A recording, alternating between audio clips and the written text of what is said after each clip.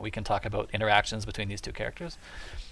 I actually just finished my guide page on Eagle, so I kind of have him a little fresh on my mind, but he's the character I know the least about in this game, despite writing the guide page. I think he's a very good zoner, and I think he's also a very good rushdown character, but he is atrocious on defense. He is really, really, really bad on defense. And I think he's the worst. He's for sure the worst in the game on defense. I think Gargos is second worst, and maybe Aganos is in there somewhere. But Eagle is the worst on defense. So that means you really, really can't get pinned down with this character.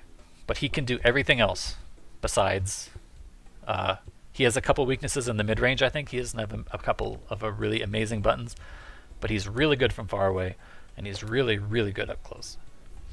So the onus is on the player to make sure that he does not get trapped. So, but I think he probably does pretty well against Jago. He can really keep him at bay at full screen, and he can rush him down pretty good. And as long as he keeps the DP in mind, Jago has a lot of difficult answers to Eagle's up close pressure. Okay, so let's go with this. Let's do this and go. Again, this is probably pretty loud, yeah. Lower this a bit.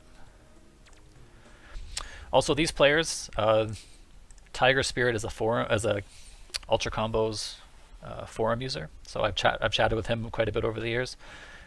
And Fallible Joker is the Eagle player. He's quite new, I think, to the forums anyway. Is this only 480p? Let's see if I can get this to work. Hopefully my internet doesn't just bail on me here. I've had a hard time with my internet tonight. Anyway, I was going to say, Fallible Joker is fairly new, but I've watched him play a couple matches outside of the set, and he's shown some really creative Eagle pressure, stuff I never really thought of when I was writing my guide. So yeah, I've watched a bit of the set. I don't think he does all that pressure in this video, but we should still see some cool stuff here. Whoa, leg. That's not me, right? Okay, no, that's them. So if you don't know how Eagle works, go to ki.info.net. This is an amazing website written by some nerd somewhere. Don't pay him any attention. He's not worth your time. But a brief example of how Eagle works is that he has this bird here. Is my mouse working? Yeah, it is, right? I don't have the SageM teleprompter, so I can't draw the little rectangle or the little heart around this bird. But this bird is a bunch of Marvel assists. Okay, so you can press a button, you can press 3 kicks plus a direction, and this bird will do different things. You can send him flying across the screen. You can get him to protect you up close. You can get him to pick up your arrows. He has these arrows here. You can fire these arrows, and the bird can pick them up for you, so you don't have to pick them up yourself. He's a bunch of Marvel assists, basically. And the important thing is, because he's a Marvel assist, there's no cooldown on Eagle when you call the assist. You can call it during one of your own moves. You can call it anytime you're not blocking or knocked down or being hit. So like anytime in neutral or anytime on Eagle's offense, you can call this bird. I use OBS. I don't know much about OBS, to be honest. I'm probably missing a lot of really cool features. Yeah, I made JSync. I made all 3 new characters. I made Shinosako, Kilgore, and Eagle a couple of weeks ago. I finished my guide, yes. High five to me. Do counter hits give more frame advantage in KI? Yes, they do. But it's not a consistent amount, I don't think. I think it depends on the move, which is kind of obnoxious, actually. But yeah. Okay, so yeah, Eagle is a weird character because the bird can enhance his zoning. He shoots arrows at you all day. Or the bird can enhance his mix-ups.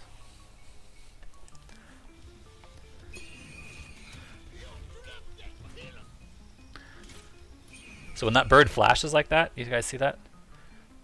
Oh, come on. I just rewound at 5 seconds. Don't do this to me. Oh my goodness. Okay, when the bird flashes like this, you see him here. He's going to flash. Somewhere around here. Maybe he already flashed. Anyway, when he flashes, you get control of him back. It takes about 3 seconds for most moves. I have the list on my guide. I think the most is 6 seconds. Whoa. Really? Tiger? Alright. So this is where, again, Eagle's strong at this range. He doesn't have to go, and he can just be firing arrows. I don't know why he should be firing some arrows right now. Okay, this is the other thing about Eagle. He can do Shadow Slide whenever he wants. Normally you can Shadow Counter moves, but he can call the bird after Shadow Slide, and Shadow Slide will be protected from Shadow Counter. I forgot that I wanted to have the game open. Give me a sec here.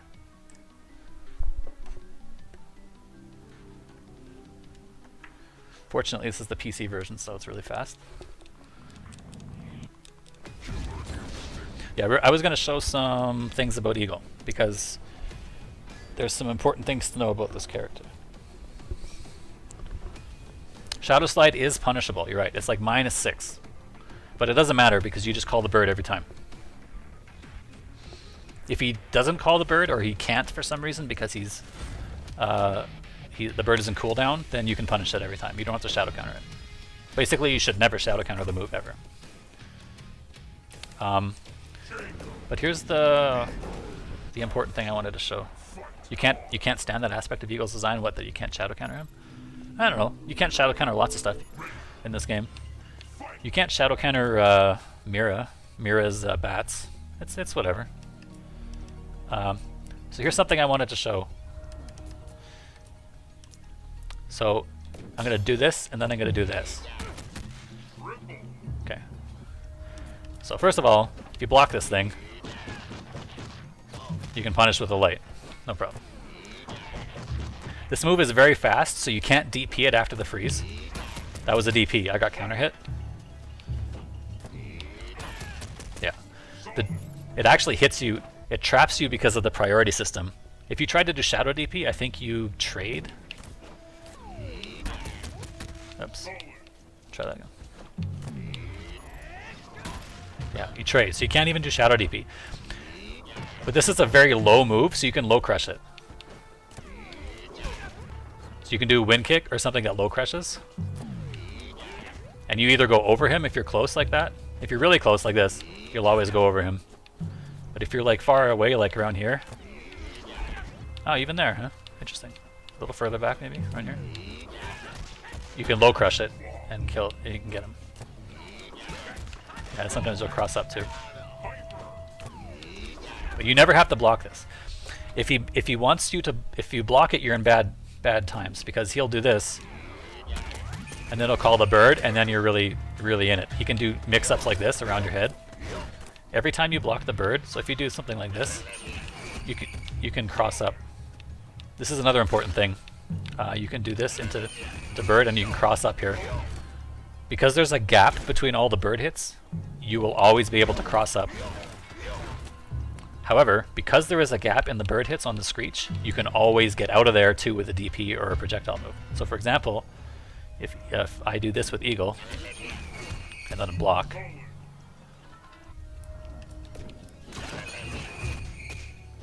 see how I got hit there? I let go of the stick after blocking. That's only possible when there's a gap. So I can say Shadow Wind Kick through this.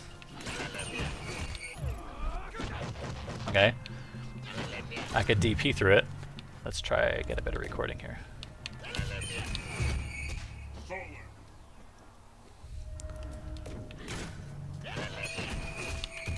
Oops, let's try that. So you can DP through the gaps. So that means if Eagle is trying to set something up on you, so for example, if he does this, oops, and then fires some arrows and is trying to do some tricks, you can get out of there by hitting invincible move. Okay, so I want you guys to keep that in mind while you're watching this set. And if you play against Eagle or try to learn Eagle in the future, that's something important to know. Alright. Okay, hard knockdown. I don't like this ender. That was supposed to be DP, almost assuredly. I don't like this. This is one of the only Eagle ender I don't like. I think you're better off doing the hard knockdown. So he has an ender that ground bounces when you can quick stand it. I think there's setups here, but I don't think they're all that great. I don't think it's worth sacrificing the damage on damage ender or not doing hard knockdown ender. So What's his setup here is something that gets hit. It's not that good. And then Panic Break gets counter broken, and he should die. Oh no. Okay. First game. That's okay. Everybody's alright. And that's another important thing about Eagle, is that because he has zero reversal, even Instinct Pop does not help him on defense. You think about like someone like Gargos, you know, a character with, or Conra, other characters with bad defense, at least their Instinct Pop helps them. Usually. It can help them. I mean, you can do certain things about Gargos, and maybe you can still force him to burst or something. But Eagle has zero option, like literally zero. So you should always pressure him all the time, all the time, all the time. The only reason why Eagle is not the best character in the game is because he has terrible defense. So you guys really have to abuse that on him. So I was going to say, this Eagle Pop, or this Instinct Pop, is not... I mean, it lets him freeze the screen, but he can't really do anything about the situation. Alright. Can you backdash out of the, I presume, the Screech setup? No, the bird will hit you. You'll be invincible for a little bit, but the bird has a lot of active frames, so backdashes are only invincible for 8 frames. Sorry, 7 frames. So the bird will hit you at the end of that. Okay. MG jump low, and he didn't convert. Yeah, again, I think maybe the lag is getting to these guys a bit. Oh, that was a good block, though. Yeah. That's a good cancel, but it wasn't a confirm. What's he gonna do? Yeah, meter ender. Get all the meter. That wasn't a confirm, so I don't think if he had blocked, he was gonna get beaten. So there's that setup. Oh, that's tricky. Let's watch that again. Hopefully, it doesn't do this every time. Oh, okay. Overhead arrow, low, overhead arrow. Missed shadow count. That wasn't a low, actually. Sorry. Let's watch that again. This is going to be important because this type of stuff is what Eagle is all about. Man, my internet sucks. What's going on? Alright, I'm going to watch this at... Hang on a sec. This is not working out. Let's watch this at 480.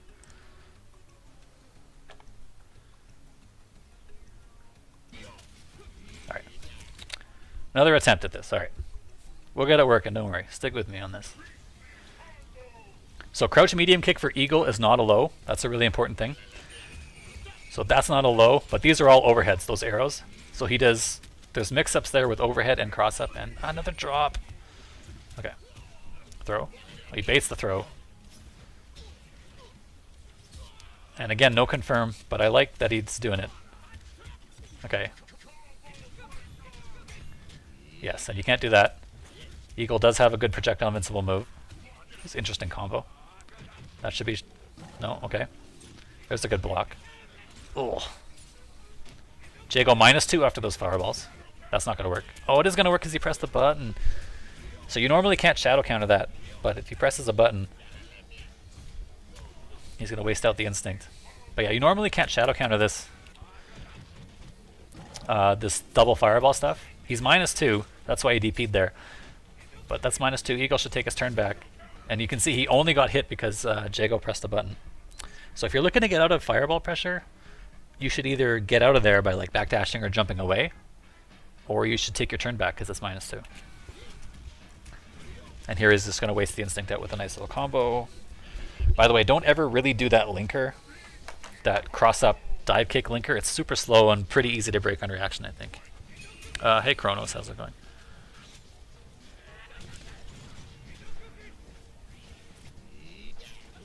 Good punish. Breakable? No, doesn't break. No manual drop. See, that's... Okay, if you're going to do overhead in the corner, this is what you want to do. Don't commit to a shadow move. Just do... Oh, I got thrown. Man, why is my internet so... Is it my internet or is it my computer, I wonder? It's so weird. Yeah, that's tough. It's a good break. But definitely Eagle in the corner, when he throws those arrows and puts the bird on you, you have to eat some really gross stuff. Okay, one chance. Eagle can win here pretty easily. Overhead, overhead. Okay. He used instinct to get out of there, but if he didn't have instinct available, that was going to be... I don't know. I didn't like his chances of surviving. Alright, next match. Hopefully my internet stabilizes and rewinding isn't the worst thing in the world. So yeah, that's really tough for Eagle.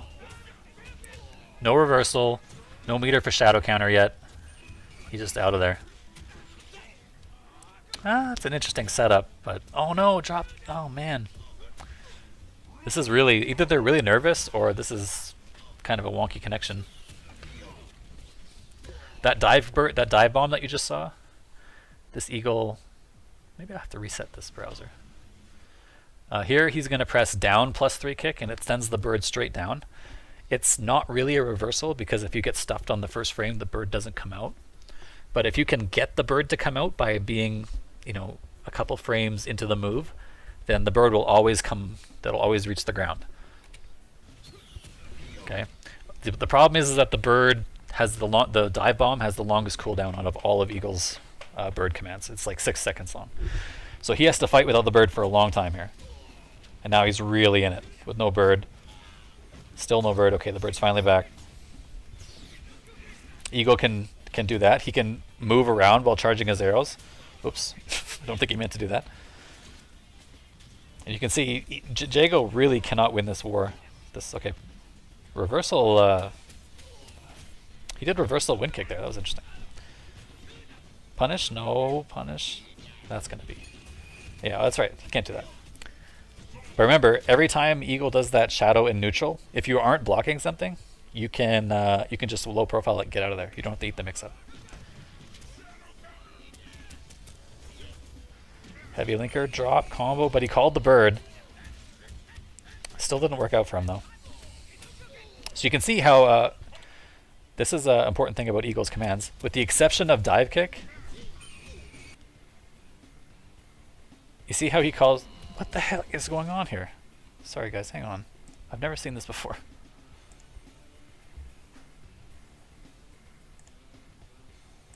Hang on. Do I have to reset? I'm going to refresh this page. 441.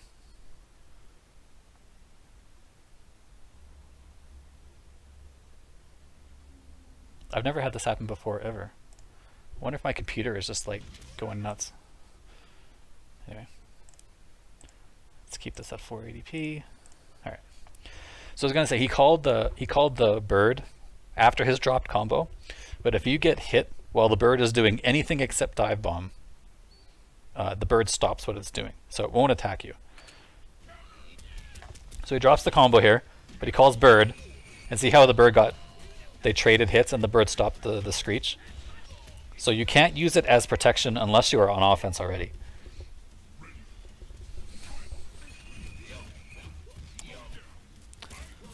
Man, you see how long that linker takes? Oh, and that's really cool. I like that. Yeah, I can rewind fine now. Weird. I don't know, whatever. After this throw, if the bird is as active, he can call dive bomb, or swoop rather, and then flip out, and there's a mix-up there. That's a really cool use of... You get extra damage off the throw, so you might as well do it, right? And he can make Jago's life hell here. He should back up. No. If he didn't back up, this is what happens. Okay, he's dead. Pretty close to dead, right? One hit for win here. Okay, that's all right. That's one way out. That's heavy. Okay.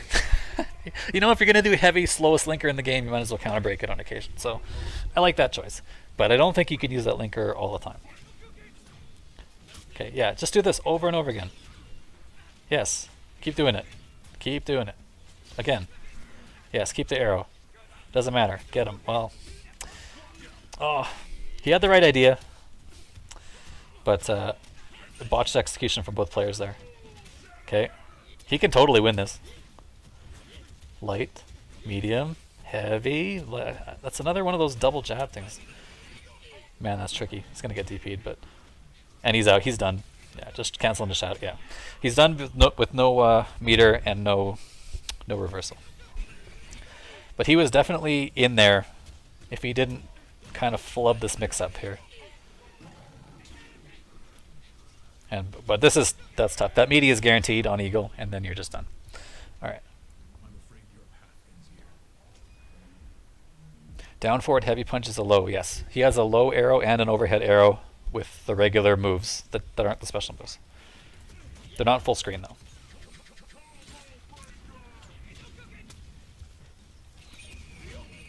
There you go.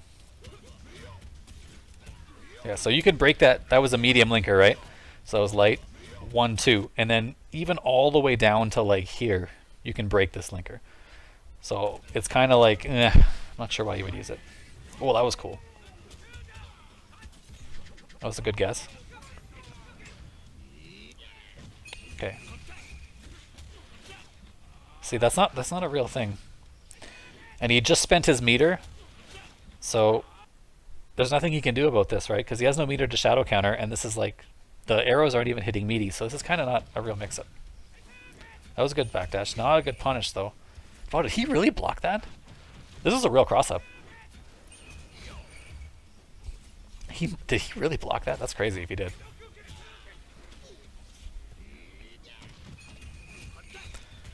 There you go. There's the meaty. Okay, he's out of there, but I like the adaptation there a bit. You see? Did you guys see what he did here? I'm not analyzing particularly in depth right now, but he does an up arrow here, and he's been pressing buttons here or doing shadow wind kick or something here, and he meaties him. Boom, counter hit. Okay, so as Jago, you either have to get through the screech or you have to take the next mix-up. So he fires the up arrow.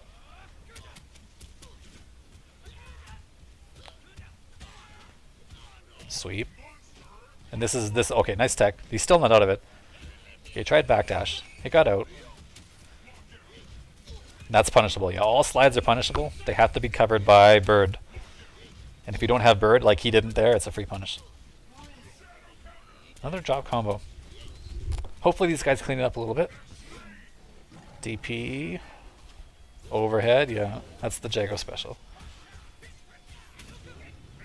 Oh, what a bad combo. He totally could have like got it all back here. So as Jago, when you see this happen, and you do that into linker, and then you go here, the first thing you have to do is do a complete rep of around the world, because Jago's combo trait lets him do lets him do heavy, medium, light auto doubles in a row, and it builds him 15% instinct. So because he has instinct active here, he always wants to build up 15% instinct to, like, you know, why not? And it helps him get to level 3 or level 4, so he can do battery ender. It's just 100% the correct choice in all situations, if you have the KV to spare, and he always does in situations like this. So you should do light or heavy, medium, and then light to build to get your instinct back. You know, you'd be up to about here. He probably would have got to level 3, and he probably would have got, I guess he wouldn't have gotten all the way to 2 bars, but pretty close. And then you throw Shadow Fireball.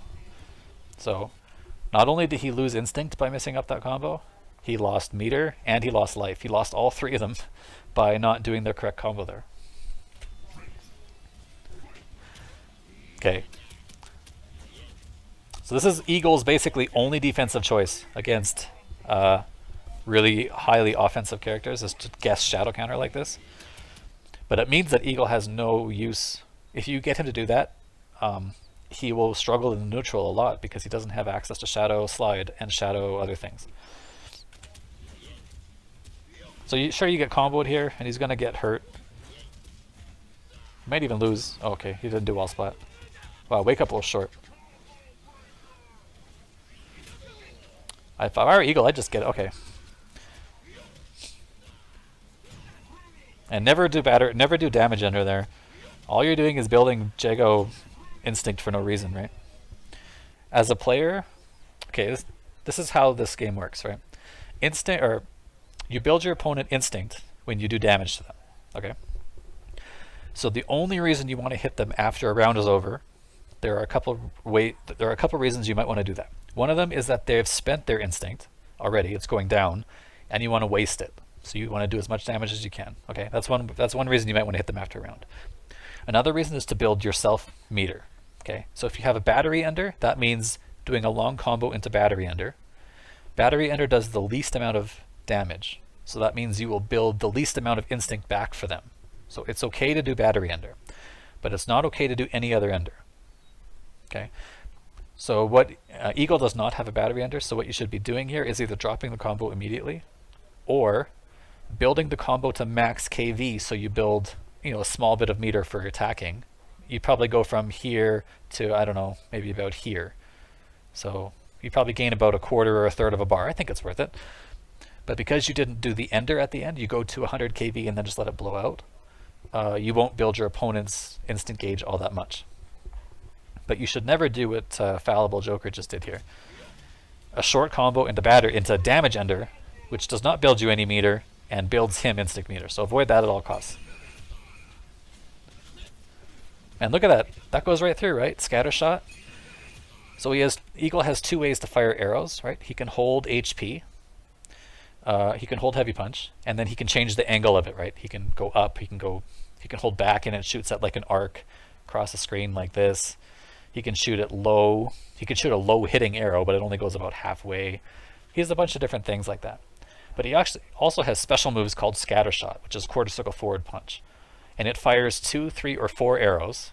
Remember, he has a supply here, so he has a limited number of arrows until he goes and picks them up. But scatter shot goes through projectiles. It like destroys projectiles along the way. And the heavy version, though, that fires 4 arrows, is like a huge range. Like the top arrow goes up to like the health bar here. So like you can't jump over heavy scatter shot. So it's one way to like keep your opponent really pinned down. Like what is Jago going to do? He's going to charge fireballs and get hit. He's going to fake charge fireball and dash forward and get hit. Or he's going to block it and be still in the same spot. So he should be doing this more often. All right, look at this. Bam. That hurts. This is the start of the round. That hurts, man. That's like, I don't know what this is, 8, 9%? For a zoning tool, that's really good. And I think the heavy version, if you can hit with more than 2 arrows, does the first hit damage bonus for every arrow that hits, because they all hit on the same frame. So like 100%, this is Eagle's range that he loves against Jago. Make him bleed. Make him bleed to come to you. Yeah, I don't like that. That's not making Jago bleed. That's you getting in and guessing. Like there's like sure, he doesn't know necessarily about the low crush thing because he's new to this matchup. But this is just giving away your good position and spending a shadow meter for like you aren't improving your position and you're spending resources to do this. Like I think it works out for him. Oh, it doesn't work out for him, yeah. He spent a meter and now he's in the blender. This is not where he wants to be. He might get out, maybe not. Okay, don't do that. Ugh. Yeah, there's no benefit to doing this. I'm not sure why he thought this was going to hit. It wasn't a mix-up to dash in and go low from this far away.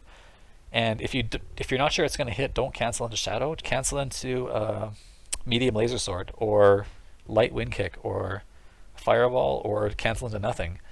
But definitely don't bet the farm on this cancel. Sorry, I haven't been reading chat. This happens to me when I analyze. I like just only focus on the video. I'm pretty bad at this. Still. Guessing in KI Kappa. No, I mean like, yeah, people guess in KI. People, I don't want to go on a rant about this because I ranted about this in the past, but seriously, people overrate guessing in KI. There's so much guessing. There is so much guessing in every other fighting game. Like you watch Marvel and you watch Street Fighter V and it's like, wow, they can't, like everything they do is like based on prediction. Because you have to. The game, like in Marvel, you have to. Like you can't see these mix-ups, you have to guess.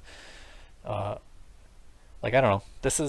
I think KI is surprisingly not guessy for a game. Like you can guess, but I think it's like provably the worst strategy. And sometimes you have to do it because this game is pretty fast-paced, and you know, every fighting game does have guessing in it, no matter what. But you can play this game very solid and very anti-guessy if you want. People just don't want to talk about that because I don't know, they're mad about something, or I don't know what it is. This game is not. This game has a lot of non-guessing in it.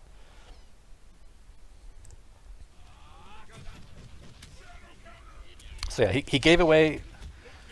Okay, this should be a big combo. Heavy. Not the best combo optimization, but okay, we're in there. And that was pretty tricky. So I have some setups for after hard knockdown ender. This is what hard knockdown ender looks like for Eagle, by the way. It's the range shot ender. It looks like this. It sends them far away. So this is a hard knockdown. You can fire up arrow here. This is called range shot. The up arrow. It comes down and it's overhead. You can fire up arrow and then send the bird out, the swoop attack. The swoop attack will be meaty. And then the up arrows will come down and there will be a small gap where they can get hit. which means you can do the flip in and you can do overhead low on the way in while they're being forced to block this nonsense. It kind of looks a little bit like this, but not quite like that. But he lands the hit either way. Okay. Medium break on the double. Okay, instinct. Overhead is blocked. Don't shadow counter. Don't do it. No. Okay, and why no damage? Well, okay. I still don't like that. I would much rather you do the battery ender here, right? Build meter. Flip out. Okay, that was definitely a drop. Oh, okay. There's lots to talk about there. First of all, Eagle. I'll show you in the game here. I need to go. How often do I do streams like this? This is really great. Well, thanks. I don't do this very often, actually. Maybe once every month and a half. I should probably do it more often, but like, yeah. I don't want to get into the reasons why I don't do it too often. That's for another time, maybe. But yeah, maybe I'll do it more often in the future. I have other analysis up. You can go to my YouTube. It's just youtube.com/infill, I think. Search for KI analysis and you'll find them. I have a bunch of old videos that are not that old, actually, just a couple months old. And you can go watch some more analysis. Yeah, so Eagle has, so first of all his heavies throw arrows. All of them. Unless you're out of arrows, you throw these arrows.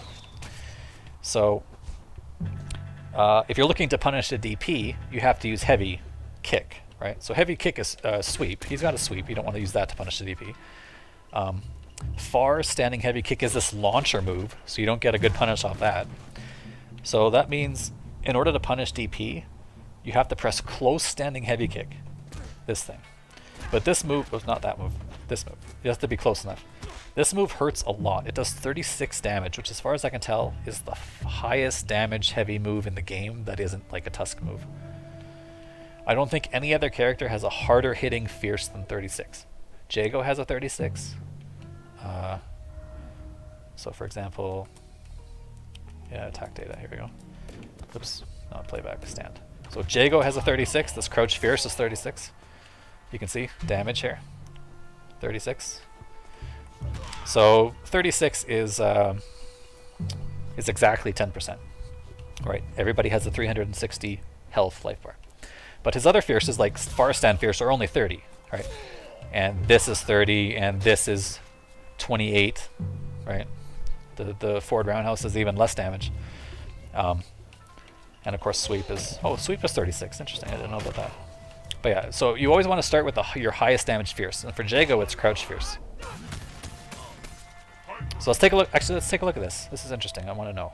So if I block a DP, right? I start my punish with this, and I do heavy auto double into that. That's 42%. Did I have white life there?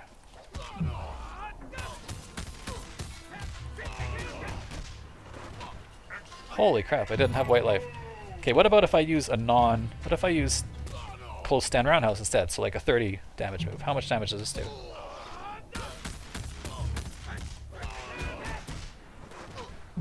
$40. So I'm giving up 2% just by pressing a different button. Okay. But the thing is, for Eagle, I have to press this button. I have no other button. This is my only button if I want a good high damage fierce. But this is 36.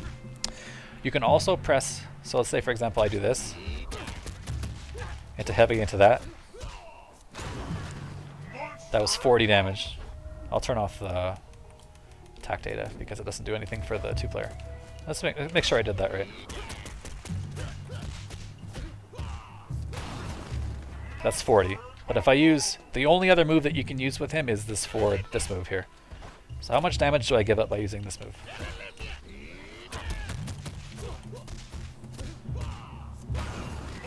$37. So I give up 3% just by pressing a different button. So think about this in KI, right? When you do punishes, punishes are one of your few chances to gain guaranteed damage, right? You can get guaranteed damage when you counter break and when your opponent locks out. But other than that, every other time you get guaranteed damage is on punishes, okay? And playing footsies. But we'll talk about punishes here. You get to control a lot about how much damage your combo does by your combo starter. In Killer Instinct, your first hit in your combo does 200% of its base damage. So you want to start with the hardest hitting move you possibly can. It's super important. So if you forget to press Close Fierce, at least he pressed the second best button here. He does the wingspan, I think it's called, or tailspin, something like that. The forward medium button that I showed. But you give up 3 or 4%. It's basically like punishing a DP with a jab instead of a fierce, right? In Street Fighter. And nobody does that. You always want to make sure you maximize your punish damage. So for Eagle, the whole reason I'm talking about this is because Eagle only has one really good punish button. All the other characters, like, you press different versions of fierce, you might get slightly more, slightly less. Eagle has one fierce button he can use. So you should practice this if you're an Eagle player. Thunder has a 36, but it's far standing roundhouse. Yeah, that move is freaking slow. It's like 15 frames startup, and like often when you punish the DP, you're close range. So yeah, I don't think that's a bummer for him. But for some reason, if a normal hits before the Shadow Slide, it's a stronger opener. Yeah, shadow linkers don't scale. I don't know if you guys knew that, right? That's why Glacius and Wolf and other characters that have high damage shadows, if they do them at the end of combos, they still hurt, because shadow moves don't scale. Shadow linkers always do 60% of their base damage, no matter when you do them in the combo. And I think shadow openers also do a set amount of damage. Also, when you do shadow opener as a punish, like just by itself without a normal, if you just block a DP and then do Shadow Laser Sword, I think you only get the first hit bonus for the first hit of the shadow move. So like hit 1 gets double the damage, but hits 2, 3, 4, and 5 get the regular damage. Which is why you want to bulk up that damage on a normal. You want the normal, which does all its damage in one hit, instead of spread over 5 hits. That's the one you want to start with. That makes sense? Alright, let's keep going. And you see, this became breakable. Right? He did breakable because he activated instinct, so the bird automatically came down. Eagle's instinct is every time he presses a normal, the bird automatically attacks. A quick little like peck attack. But unfortunately for Eagle, this means that it turns it into a breakable combo. That kind of sucks. I guess there's no way around that, huh? I guess there's no way around that. If you have instinct active, you have no choice but to have this happen to you. That's kind of a bummer.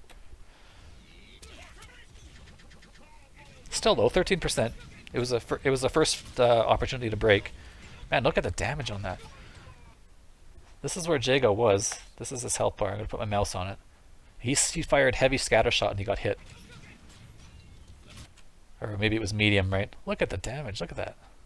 That's a big chunk to take for throwing a fireball against Eagle. He still has 10 arrows. I guess it was the light version then. So it could have been even more. Okay. A little too egregious, or a little too aggressive with those, that's gonna get stuffed, yeah. And he should be dead. Alright. Yeah, a little too aggressive with the overheads there was Tiger. He's been using those overheads a lot, and it's like the 3rd or 4th time he's been thrown or hit out of them. He has to do them from a bit farther away. Overhead is slow, right? It's 22 frames. So like you can't just get in there and start mixing up with overheads. You're gonna get jabbed. You're gonna get a bar right out of there.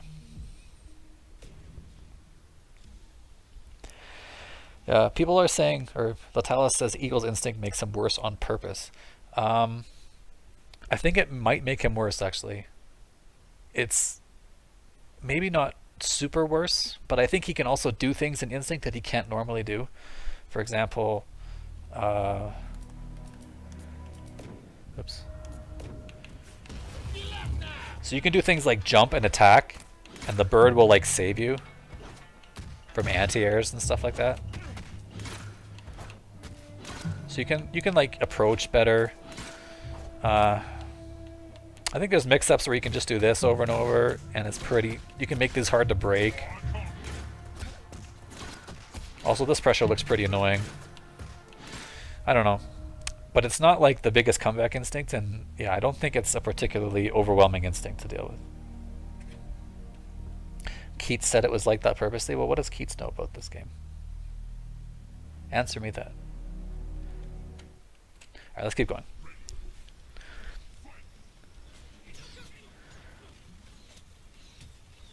Yeah, fire those arrows. Make him deal with it, but don't jump in. Look at him, he's getting hit, he's mad. And then you just jump in and now you're like, you made your situation worse. Like definitely Eagle can fight up close, and he's really good there too, but like, you should be making Jago come to you. Make him work this gauntlet. Yeah. You can get arrows back whenever you want. You don't have to worry about your supply. Yeah, that might have been a reaction break, but he's been doing light linker a lot there. Get him? No, too far. Yeah, fire some arrows, yeah. Yeah. What's he gonna do? Well, now you got... Again, you went in... So, if Fallible Joker ends up watching this, you basically are constantly giving up good screen position for almost no reason. Like, Jago struggles from this range, and you can see it. Every time you're in this range, you're doing a lot of damage, and making Jago do bad jumps and stuff. But, like, frequently you will just give up your entire position and just jump to mid-screen, and then Jago will jump, because he's been, like, frustrated at the zoning, and you'll have to block a jump in because you weren't ready, and then you're, like... You already are like in the worst possible position. So I would fire some arrows, and if you're down to like here, you've got 2 arrows left, use the shadow move that gives you all your arrows back. This, I think, not only does it give you your arrows back, but it makes the arrows have hitboxes as they're coming back to you, so he can't move while you're doing that. So yeah, I would advise you to not give up screen position so easily.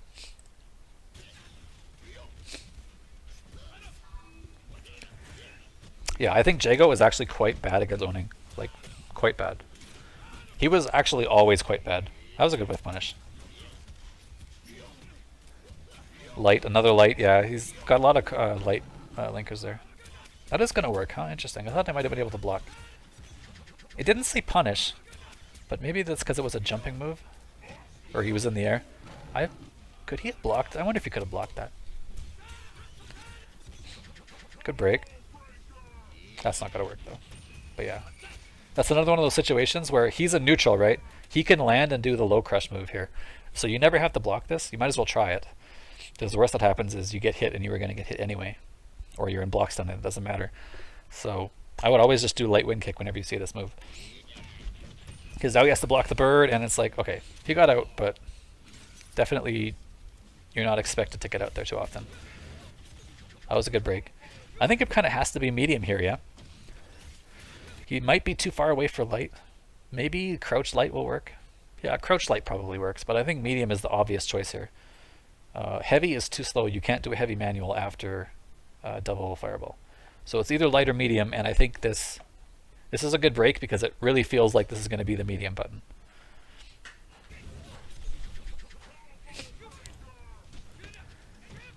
Okay, that's a bit aggressive. Okay, that wasn't light, and that's probably he broke light, but it was a short combo.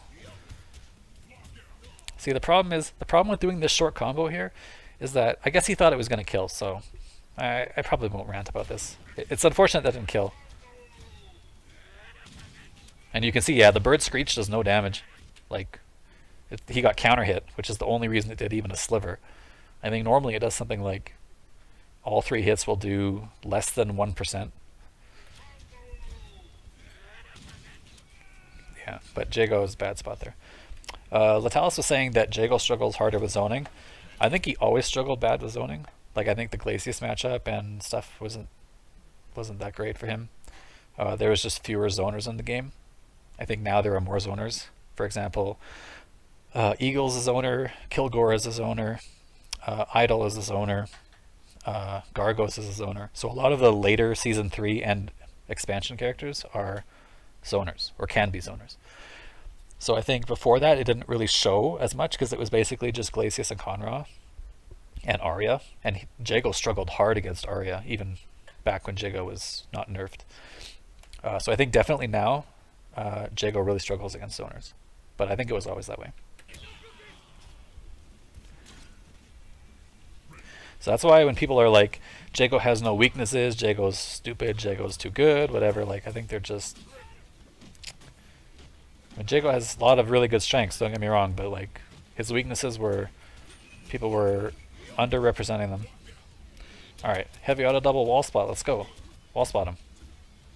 Mix up. Okay. That was kind of hard to break combo. DP though. Yeah. Oh wow, he used the bird to get out of the DP. That's so good. Whoop. That's pretty sick. I like that. So in case you didn't know, that's one of the other bird commands for Eagle, right? He can press 3 kicks in the air plus a direction, and he can steer himself. Alright, so you can get out of the way of DPs, right? You can get in there and then like back up and like get him to fly up. You can also trick people for mix-ups.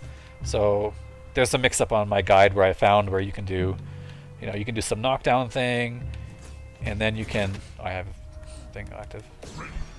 Yeah, I don't know the setup, I probably won't botch this, but you can do this and then like fake it and then like come back and do, you know, it's all sorts of tricky mix-ups you can do with this thing, but you can also use it as a defensive tool, which is pretty cool.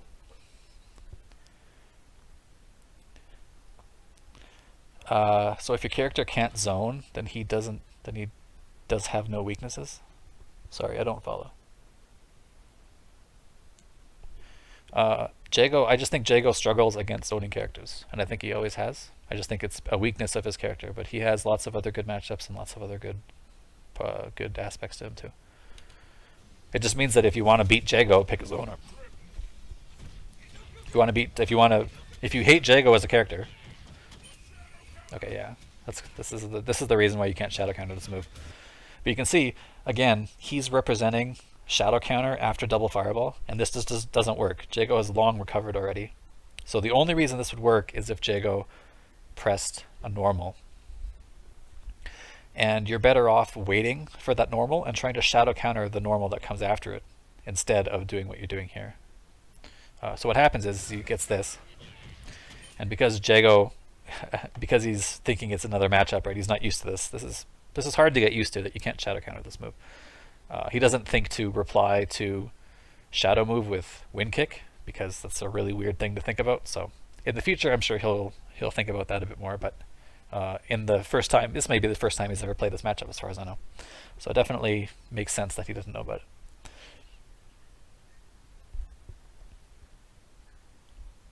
it. Like Ram versus Jago, he's implying that Jago would have no weaknesses if he could also zone, I guess. I'm not sure what he's really implying. I mean, Jago can do a decent job zoning Ram with his fireball tricks and stuff. Yeah, you can't shadow counter that. The bird will stuff your shadow counter startup. There is a good mix-up. Oh, I still got him though. Interesting. He didn't do the right direction. That's plus. This is all plus. And with no meter to shadow counter. Okay, he did get meter. Got opened up though. Heavy linker, yes. Broken. But he's still in a really bad spot. Oh, he jumped out this time. He had already jumped though. You can't jump this after the freeze. Yeah, see, he jumped here. This is important to know. You can't jump this after the freeze. It's too fast. But he had already started jumping. He had jumped before the freeze, so he got out. I'm pretty sure you can't jump this after the freeze. Let me test it. Jump, shadow. Holding up right now. Yeah, you can't jump it. Oh, you can jump it from back here. So it's about here. Okay, so you can jump it there. But not enough to punish. Maybe if you shadow wind kick? No. Okay, yeah. So you kind of, you jump back and you get him, right?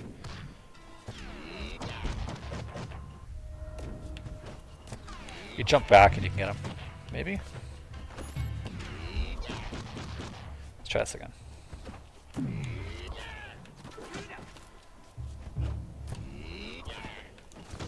Oh, I jumped that way. Nah, it looks like you can't really get him. You can probably duff him on the head. Ah, I just did it wrong. Yeah, I guess you could do that. Yeah, okay, you can do that. But he jumped forward, so yeah, no good.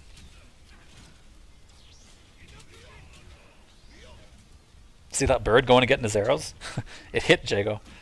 The bird's way long gone. There he comes. He's got his arrows. Stay still. Let him give you your arrows. Too slow. And he's dead. Yeah, this doesn't matter. Yeah. Eagle has no way out. If it's a true meaty, or even not a true meaty, but if it's like a 3 or 4 frame late meaty, Eagle has no way out.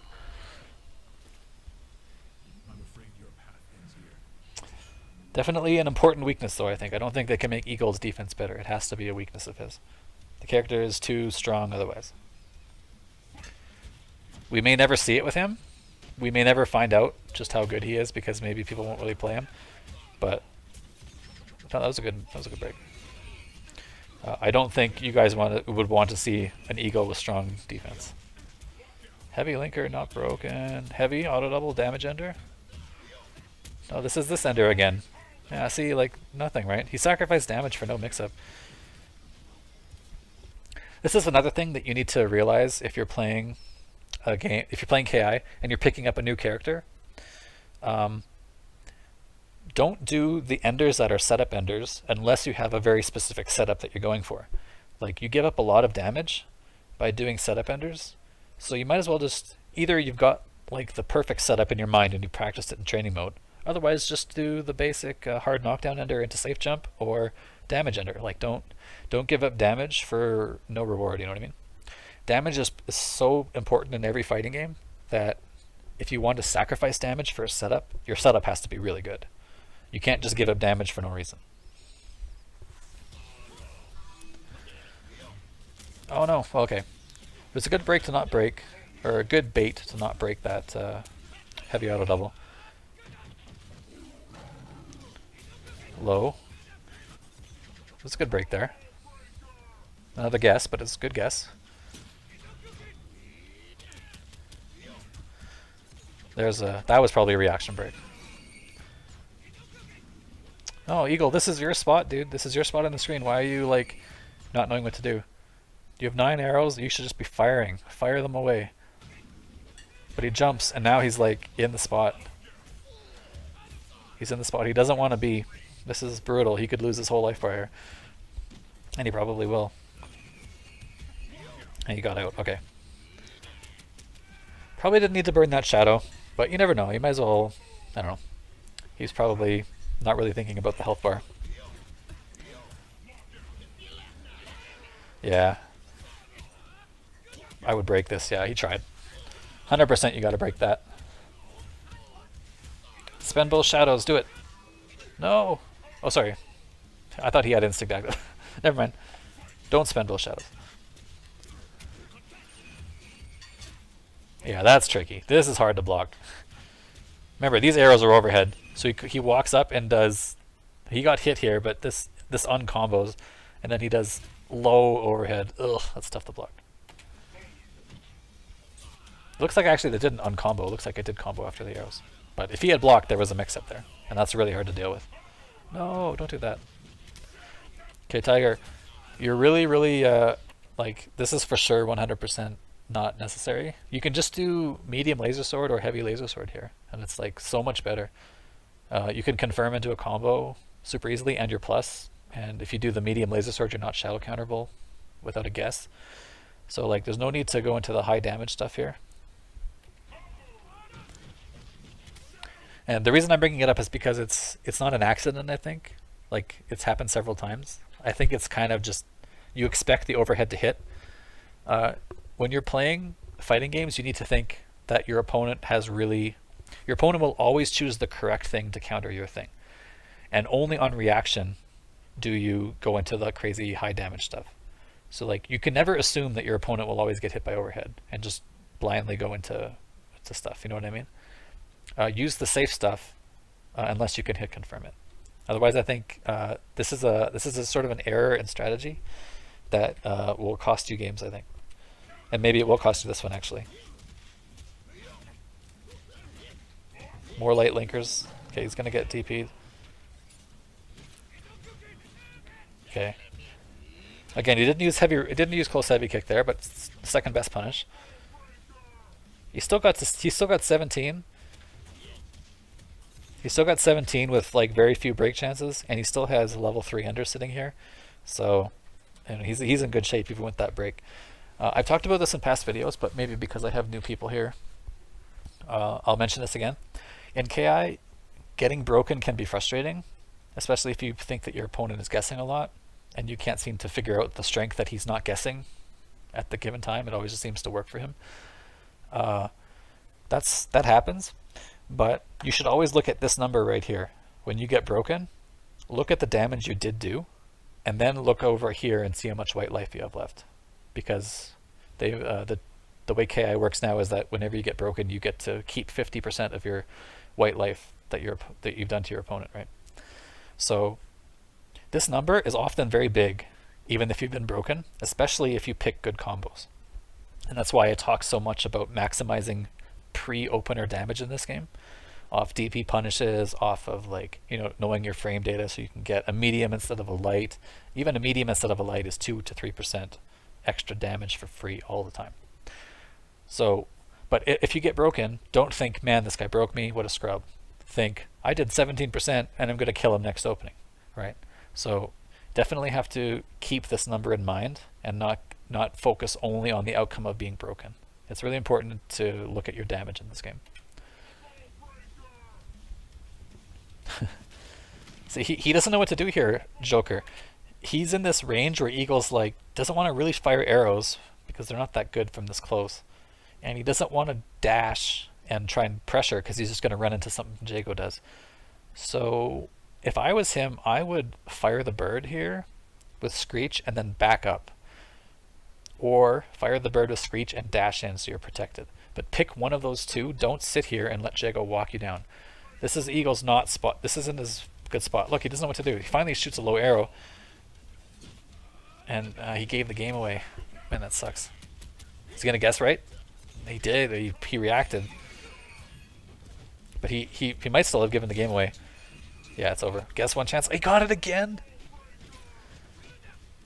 Man, what a clutch break from Tiger. Let's watch that again. That's pretty good. Remember, the bird is an opener, so you can go from opener to ultra with one manual. Ugh, he guessed right. And now he's in the corner and he has no meter to shadow counter. Is he going to die? Wall spot? One chance. Oh, you could have killed him. Are you going to get him anyway? Yes, you are, man. Okay. I think both players really dropped the ball here. They both could have killed each other 5 times before this happened. So this is a bad combo choice I want to talk about. This is for sure 100%. The only combo you should ever do here is one chance wall splat into manual ultra. Because this amount of health here that you see with no white life is really hard to get. You have to do a long combo with shadows to get all this damage if you start with a light or something. So this is where wall splat into ultra is so valuable, because the wall splat will do about this much damage, right? Thereabouts. And then the manual will put him into danger, and then you get to ultra him, and it's all really hard to break because it's all 1 in 3 with various timing. Okay, so 100%, and as long as you're under 50 kV, all wall splats add 50 kV in this game. Maybe you guys didn't know that, I'm not sure, but now I'm going to show you. So that was 45. I did light into wind kick into light thing. That's 45. So if I do wall splat, it's 95. Bonk. See? So that means if you're under 50, so if you're 49 or lower, you can do wall splat, and then you'll be able to hit them with a manual that doesn't blow out. Bonk. So that will guarantee never blow out if you're under 50 when you do the wall splat. But if you're over 50, like this, now this blows out. Because you're over 50, so the 50 from the wall splat puts you over 100 and you've blown out. So short combos into one chance into wall splat are very valuable because they are hard to break and they keep your KV under 50. That's the other important thing. So you do this with something, doesn't matter what your one chance is, you'll always be under 50. Heavy linker, wall splat, thing. And then you have a 1 in 3 here. You can pick the combo back up with a 1 in 3, any of your manuals, or even special moves. So you can do medium wind kick. And that looks like, how do you know that's a medium? I don't know. But if they have low damage, like here, I can even just bring it down right to 20. This into ultra is super, super hard to break, right? And it's a combo that if you did damage ender, right, you don't get the rest of that damage. But you do this, and you can pick any strength, and you can always auto or always ultra after that. Oops. Ah. I'm bad on pad, sorry. But yeah, you can always wall spot and then do a manual into ultra is my point. And this is for sure 100% the correct decision in this place. But instead, he does a long combo, gets broken, and even if he did the wall splat after all that, he had pushed his KV too high. So you can't do the technique. And damage ender would still not have been enough to kill, even shadow damage ender. So it's kind of like long combo doesn't earn you anything in this spot. 100% short combo into wall splat is the way to go. But he managed to get an opening and another lockout, so he had to get two. He had to win 2 more mix-ups to win that game because of that combo choice. Definitely, it will work out for you sometimes, like it did here. But as a fighting game player, your job is to minimize the amount of openings you need to get to win.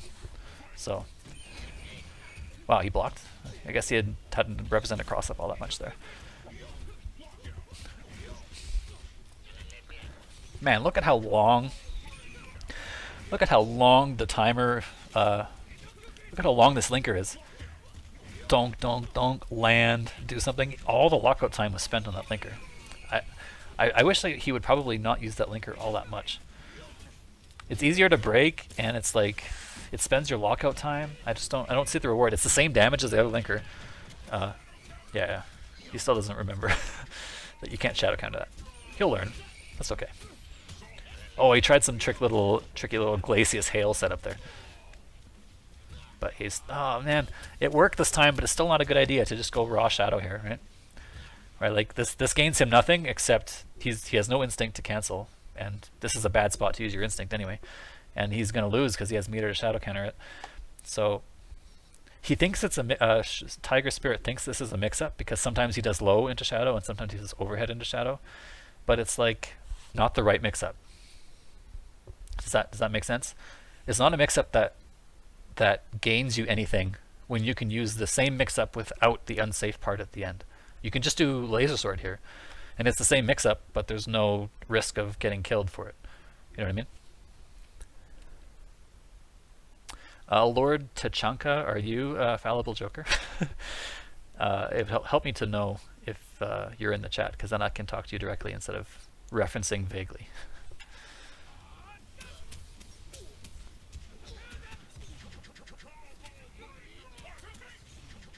All right, this mid low arrow is pretty decent, I think, and you can actually hit confirm. Oh, okay, cool. That is you. Neat. So you can hit confirm this move. I can show. Oops. All right, announce it. You can just kind of calm down there. All right. So this mid low arrow is down forward fierce. It's a low hit, and you can hit confirm this for sure. You have a lot of time. That was a combo. So for sure, I don't think the AI auto blocks this very well. Can I turn on auto block or random block rather?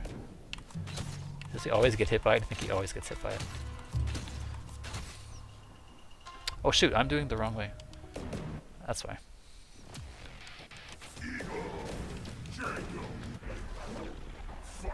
Man, I wish KI had a way for you to easily switch training mode characters. Or just like switch player 1, player 2, that'd be so sick. This kid, does he always get hit by this? Yeah. It's not that good. But my point is that you can hit confirm this. You can kind of see that's enough time for hit confirm, right? So you can be like firing, you can be harassing people with bird, and then this, and then dash up into a hook, and then just confirm.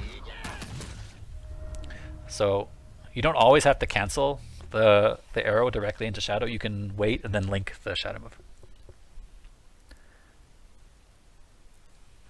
The shadow slide will be breakable, yes, because all arrows are openers. Yeah. Think of the arrow as a special move. All special moves count as openers in KI, and also some normals. but definitely all special moves. So it just helps to think that the arrows are a special move even if you press HP to shoot it. Did I talk about how to defend against Eagle's Cry? Location, close. Eagle then does crossover spring jump and then whatever moves after. I'm guessing you're talking about the setup that I was explaining earlier, where you do like this into this and then that. The way you can defend against it is by attacking through the bird. So there's a gap after all of those hits.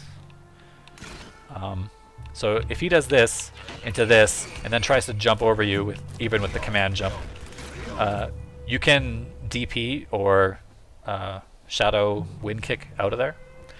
And I think it's not a bad choice to do that. Even if you're wrong, sometimes Eagle won't have the meter to really punish you that hard. You can also just try and block it, but it's pretty hard to block, I think. Shadow counter doesn't work. You can't shadow counter the bird. Shadow countering Eagle is pretty hard when this bird is out. This bird is really good at stuffing all shadow counters. So I wouldn't even try. Even if I do something like this into bird and then press normals that are shadow counterable, you can't. I wouldn't risk it there. Okay. And again, he got hit because he pressed more buttons there. I think by now he should be seeing that this is a very common thing that that Joker has been doing. He's always shadow countering the second fireball, and it's not working unless he presses a button, and he's pressed a button almost every time except once. So I think he should be looking to bait this more by not pressing a button. Okay, overhead into shadow fireball is a lot better choice than shadow wind kick, but I think he's doing it because he has instinct active. Eagle's blocking the instinct meter. He has instinct active here, which is why he's doing shadow fireball, because he wants the health gain on hit. But you know, he should be thinking that it's a better choice because it's safer, in addition to the health gain. And without instinct active, he shouldn't be using shadow anything. So I like that he used shadow fireball here, but I don't think it was for the right quote-unquote reason, if that makes sense. I think he's using it because he wants health and he thinks the mix-up will happen or work all the time. Definitely off overheads and stuff like that, you should be picking. Oh, that was tricky. Okay, medium break. Empty jump over or throw. This is so hard for Eagle. Yeah, that doesn't matter. He did need to risk DP there, but yeah, he's feeling himself. Yeah, Eagle. Okay, all right, buddy, calm down just a little bit. And that was breakable again because the bird hit. See, he presses a medium. Eagle has instinct active, right? So he presses the normal, and that means the bird is going to come down and peck Jago. Normally this is unbreakable, right? When you do normal into a special move, a normal into a shadow move. But this becomes breakable because the bird comes down and pecks him in the middle of the combo. Bonk, and then it becomes breakable there. Maybe a little tricky to break even, I don't know. Oh, wow. Okay. I like the choice.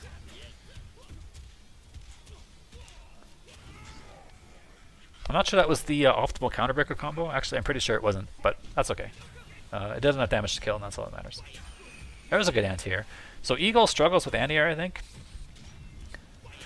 He has that back, medium, or is it forward medium punch? No, it's back medium punch. It's like that whip snap move. It's really slow though. It's like 11 frames or 12 frames, and it doesn't have a particularly good hitbox. And it's a medium button, which means it loses, because of the KI priority system, that means it loses and trades to other things in the air. So I think that's a good anti-air. But another thing I wanted to suggest for Eagle players, and I'll suggest it since Joker is in the chat right now, is this move, this back fierce. This arrow is a surprisingly good anti-air. So we can actually test this by getting Jago to jump at me. So I'll jump and then jump with roundhouse. Jump back. So see how fast that was? I pressed the button. Man, I pressed it on the way down. I'm going to try and press it as soon as he reaches the apex. I still got him. Let me try it with fierce.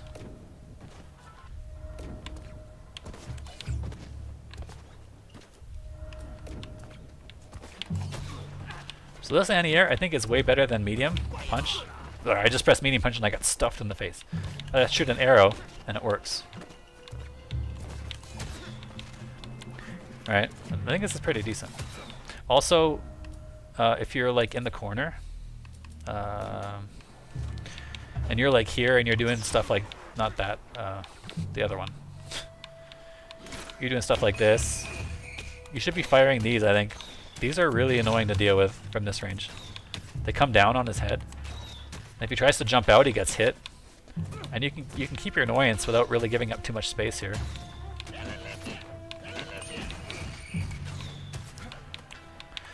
So yeah, I would consider putting this back heavy punch arrow into your game a lot. You can use it as reaction anti-air, and you can use it as like super pesky mid-range. Maybe that's the tool you need to like in this range here, this like sweep range and further. Before you get to like true zoning when you can start shooting these things. I think this back here is going to cover a lot of space for you. Back HP also doesn't extend your hurt box like back MP does. Yeah, it's a disjointed hurt box, so they can't hit the arrow like they can hit your hitbox of your back of your medium punch. Yeah, so I'm not an Eagle player, but I think that move it looks really strong to me, and it might be the missing anti-air piece for you. So I would give it a try in some matchups and see how it works. Yeah, and he tried to DP there. You heard him. You heard So this is not the punish he was looking for. This wind kick is this the heavy version? Yeah, it's the heavy version. This is like minus.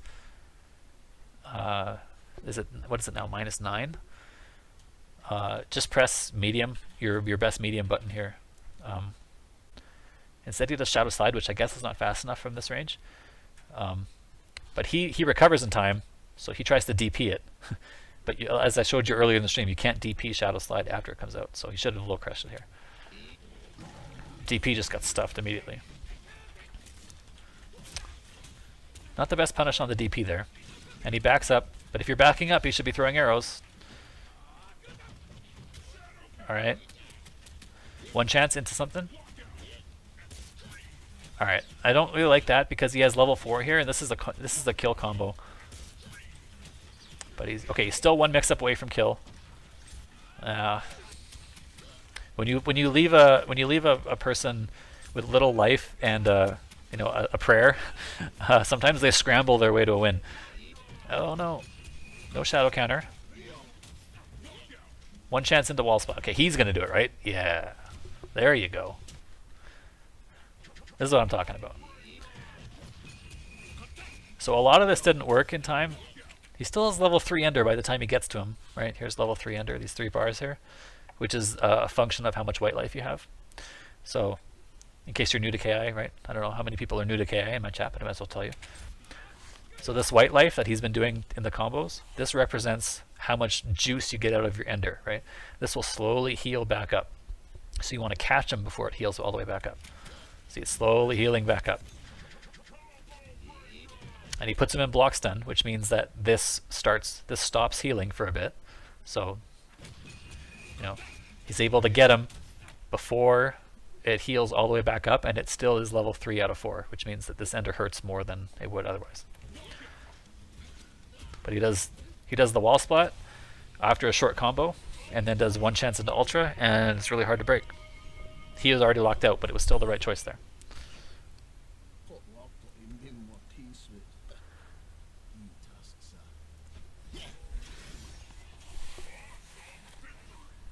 All right, how much more do we have? Wow, we're just about a third of the way through. All right, let's speed this up a little bit here. It's probably pretty late for people on the ye old west or east coast, so let's skip ahead here until they rematch. I guess somebody went to go get a drink. This is a good time for me to get a drink. Let's take a drink here.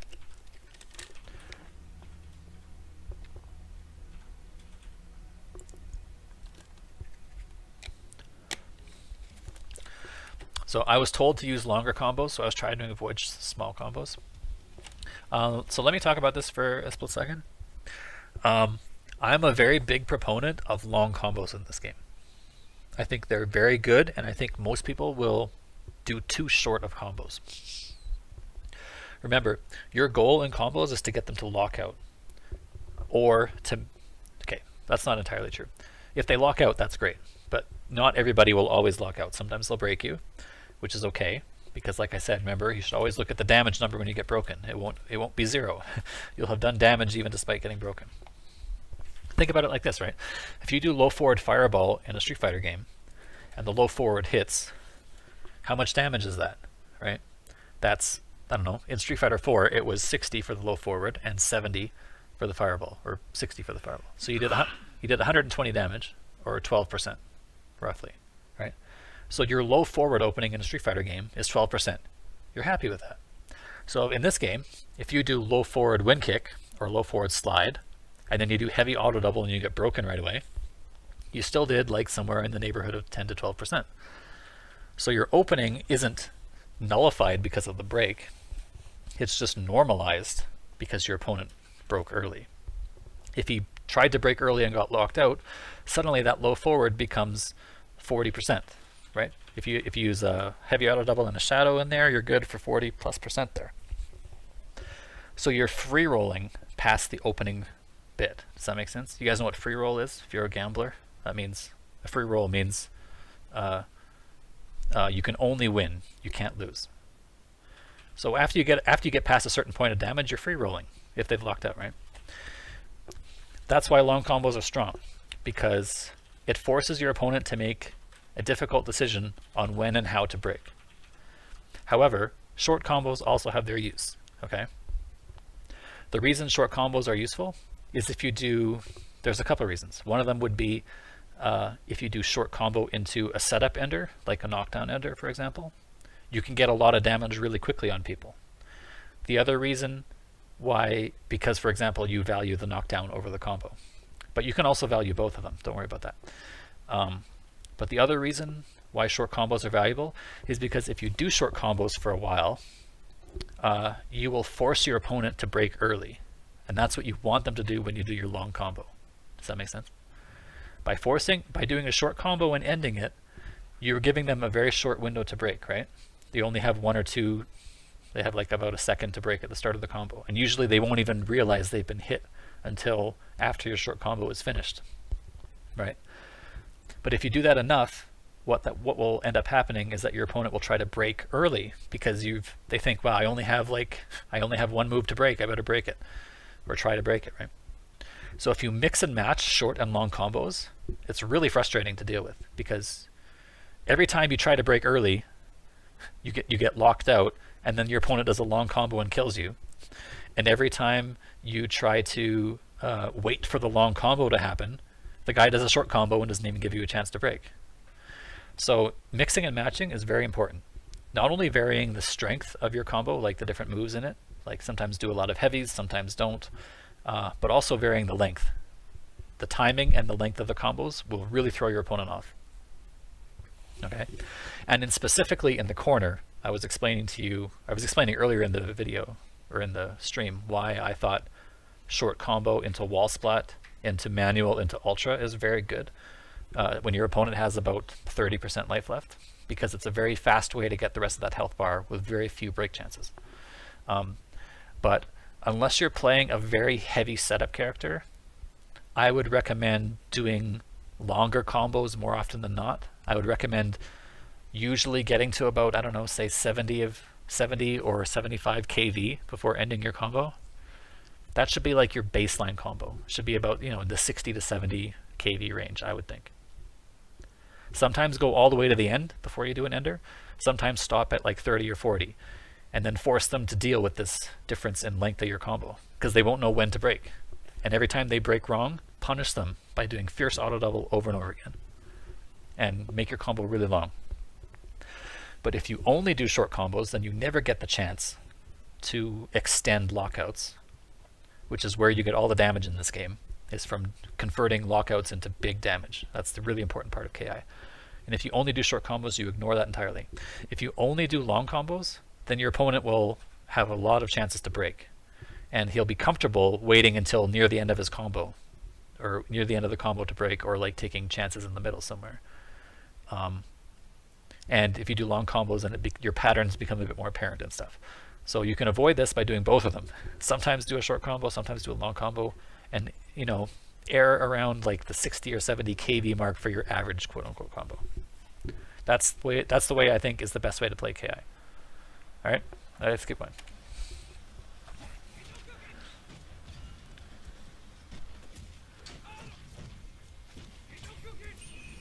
All right, I like that protection there. But Eagle is still in it. Yeah, this is really tough dealing with that jump fierce, and he gets hit by overhead. And all right. Sometimes you get got. It's all right. Don't worry about it. Flip out into overhead is thrown. And now Eagle gets a big chance here. Oh, you have to press your advantage. I think you tried to press your advantage and didn't quite work here. Yeah, you tried to flip him out, and then you like freaked out because it didn't work. But you managed to escape without a whole lot here. Oh, that was a really good try. I really like the idea, but I also like the punish from Tiger. If a lot of people don't punish these whiffed shadow counters or whatever counter breakers, they only just punish with like throw, and it's like such a wimpy little punish that doesn't do anything. So this is a really good punish from Tiger. Yeah, get it. See, like ask yourself, Joker, why did you try to break this first hit? You tried to break immediately, right? Why did you try to do that? Ask yourself that question. Did you try to do it because you thought he was going to give you a short combo and you had to break early? Or else you weren't going to break at all?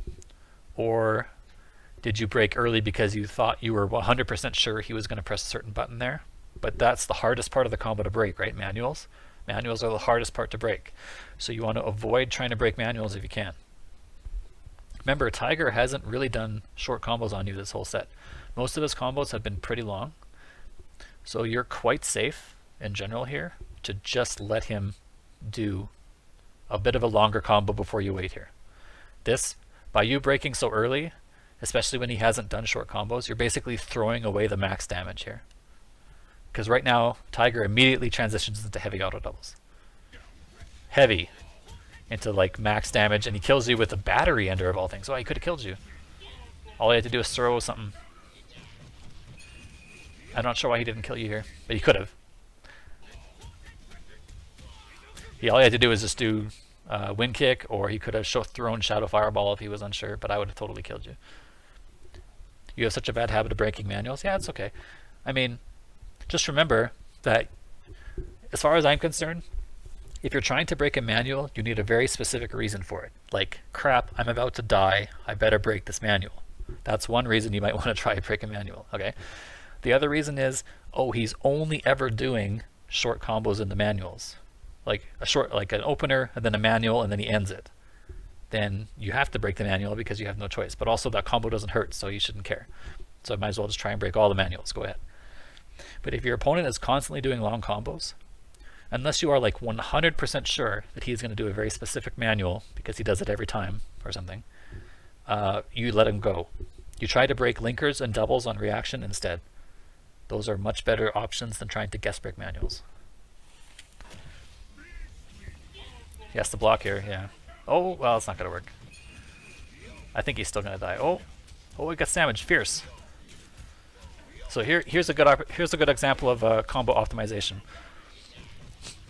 I'm not sure how new you are to KI, Joker, but the most damaging combos in KI are Shadow Linkers. Shadow Linkers are the #1 damage getter, and you don't have meter here, so you can't do a Shadow Linker. The next most damaging move is a heavy auto double. Heavy auto doubles are the second most damaging combo option you can do. Okay, so that means when you get a lockout, you want to do as many heavy auto doubles as you can, which means you want to pick the fastest linker to split between them. Okay, so if you see a lockout, you should be mashing heavy auto double. You should get heavy auto double as your next move, and then you can reevaluate how much lockout time you have left. Maybe you can only do one heavy auto double. But here, let's take a look at what happens to you. Look at how much time you have to confirm this lockout because you had done heavy linker. Okay, you should be doing heavy auto double when you land, and then light linker, and then you might even have time for like a medium auto double after this. heavy auto double, but instead you do medium manual into another slow light linker, so you take off even more time, and then an ender. So you probably gave up 5 to 6% damage there, I would guess, maybe even more actually, because you probably would have bumped it into level 3 ender. Yeah, sorry. Yeah, definitely. If you played for 1.5 years, which I didn't read before explaining that, then you would have known that. I think it's important knowledge for anyone who's watching to maximize heavy auto doubles where you can. I think that's, you watch good players like Storm. Storm is maybe the best at this. Storm and Nikki are both very good at this. They are very good at immediately seeing a lockout and immediately converting it to the highest possible damage. And it's definitely one of the best ways to mitigate guest breaking in this game is to convert on lockouts and make them hurt. Oh, hi Hologram, how's it going?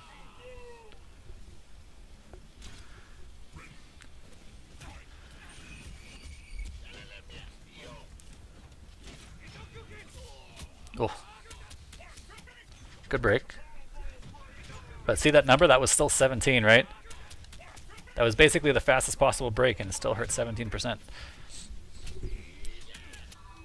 Okay. I like the counter break attempt, and I also like the fact that Shadow was ready, or Tiger was ready and punished you with Shadow move. Fierce into Shadow. Okay. Tiger seems to have a read on you right now. Takes the meter. One mix up for your life. No, it's not going to work. And that's -6. This is a punishable move from Jago. He can never get away with this. This is -6. So this is a free punish for you all the time. But instead you do that. It worked again. But I definitely... Okay. Fierce auto double. Yeah, see, that's definitely, again, another opportunity where you missed out here. You did medium auto double, which is okay. But you should be doing a light slide linker here, for sure. You should never use this wingspan linker during lockouts. It just burns your timer. Anyway, I'm going to show you what it looks like to punish Shadow Fireball. It is a very weird move. It recovers almost instantly, but so do you. When you block it, you have like next to 0 blocks then. You have to be really, really quick to punish it. So for example, let's do this. So I'm going to do this. Not that. Come on, game. Help me out here. And then I'm going to hold down back. Okay? So watch how fast you have to be to punish this move. Why couldn't I block that? Come on, stick. Help me out. Wow, I'm out of range. Do I have like Stanley kick? Oh, that kind of bum. Let's try the close version in the corner then. This is, yeah, the point is not to show from which range it's safe. My point is just to show you that. Okay. I'm going to do neutral jump into Shadow, and then hold down back.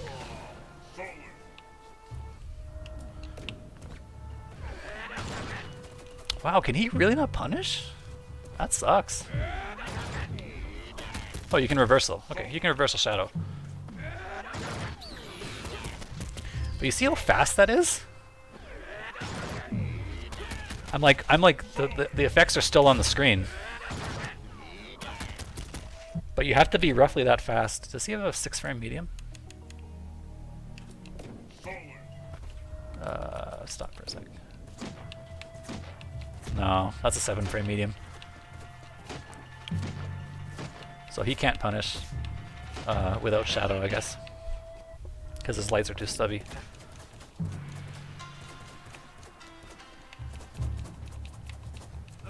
Huh, that sucks. But he is Shadow. But yeah. That's how fast you have to be to punish Shadow Wind Kick, or Shadow Fireball. Really, really fast. You have to press the button almost as you're getting hit by the last hit. So, yeah, that's something to keep in mind. And if you're trying to punish with a reversal special move, you can just mash after you block the first hit. Oh yeah, Thunder can punish from frickin' downtown Charlie Brown with Shadow command grab. Like, super, super far. In fact, I don't think he's ever safe, ever, ever, ever. Let's just take a look, because I'm pretty curious.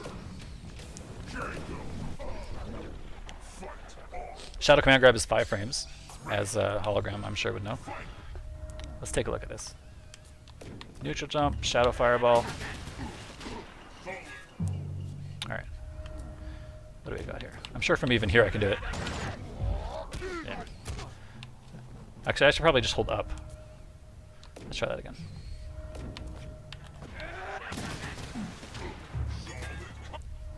Alright, try it one more time, because I have to make sure I'm holding up long enough. Alright. Okay, that was too far. That was a bit ambitious. That's not ambitious though. This is far, dude. Not quite half, or it's about third screen away. A little far, a little closer than that. Even from here you can get him. No? Interesting. Okay, so at least this close. Oops. my down back isn't working very well. Okay, you can get him from that close.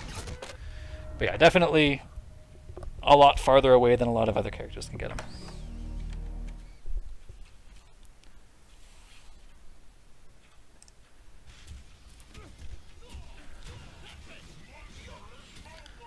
Alright, that's the second time he's tried that mix-up. Alright, he got the life bar. Looking a little dire, but he can make Jago do a big gauntlet here. Yeah, don't close the distance. Just fire. Yeah, look at that. Look how much damage you've done to him. He's tried to throw 2 fireballs, and you've done this much damage to him. Then you have 8 arrows left and a shadow move to get your arrows back. You can do a lot of damage to him before he even gets close to you. Shadow would have punished there like we showed, but that's okay that you didn't know. Yeah, you can still get him. It's okay. Don't panic. Everything's alright. Yeah. Fire more. Yes, exactly. Block. Fire more arrows. Go get your arrows and fire more. Look at this. You've had like no risk here, and look how much damage you've done. No, don't go in. You're gonna die. Oh, it's over. Oh, it's okay. Good tech. Yes, you're back to this. All right. Can you get him? Oh, okay. Back away. Back away. Back away. Yes. Yes. Perfect. Oh, he did break. Get him again. Yes. Oh no! You tried. You must have tried to cancel in the slide and got the wrong input, right? Oh, that sucks. Man, you totally had him. You had the right idea there for pretty much the entire second round, I think. I mean, you were sitting on like slightly over danger life, and you did this much damage to him because he couldn't get in on your arrows. So think about that for the future, right?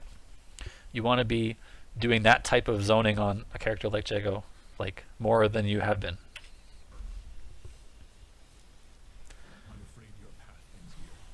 All right. Let's see if we can't get through this the rest of this video pretty in real time or close to it.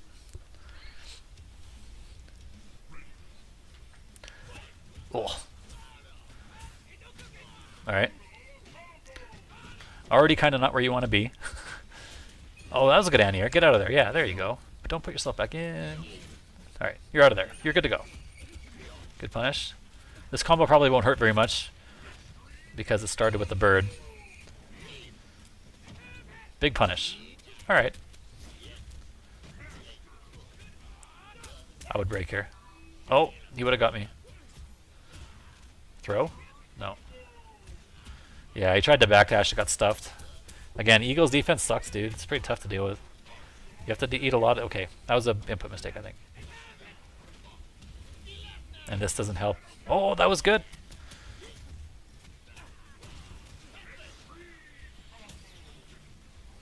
Yeah, just I would pick him off here with some annoyances. Oh, that was pretty good by him, actually. I don't like that he's wasting his own instinct, though. And I also don't like that he did the wrong combo. So he did Fierce, Medium, and then Light Linker. If he does Light Auto Double, he gets Instinct time back. And then does it again. And then gets... He could have had level 4 Ender instead of level 3. And he didn't have enough meter to shoot the fireball here. So, yeah, that's a big loss. He lost his whole Instinct.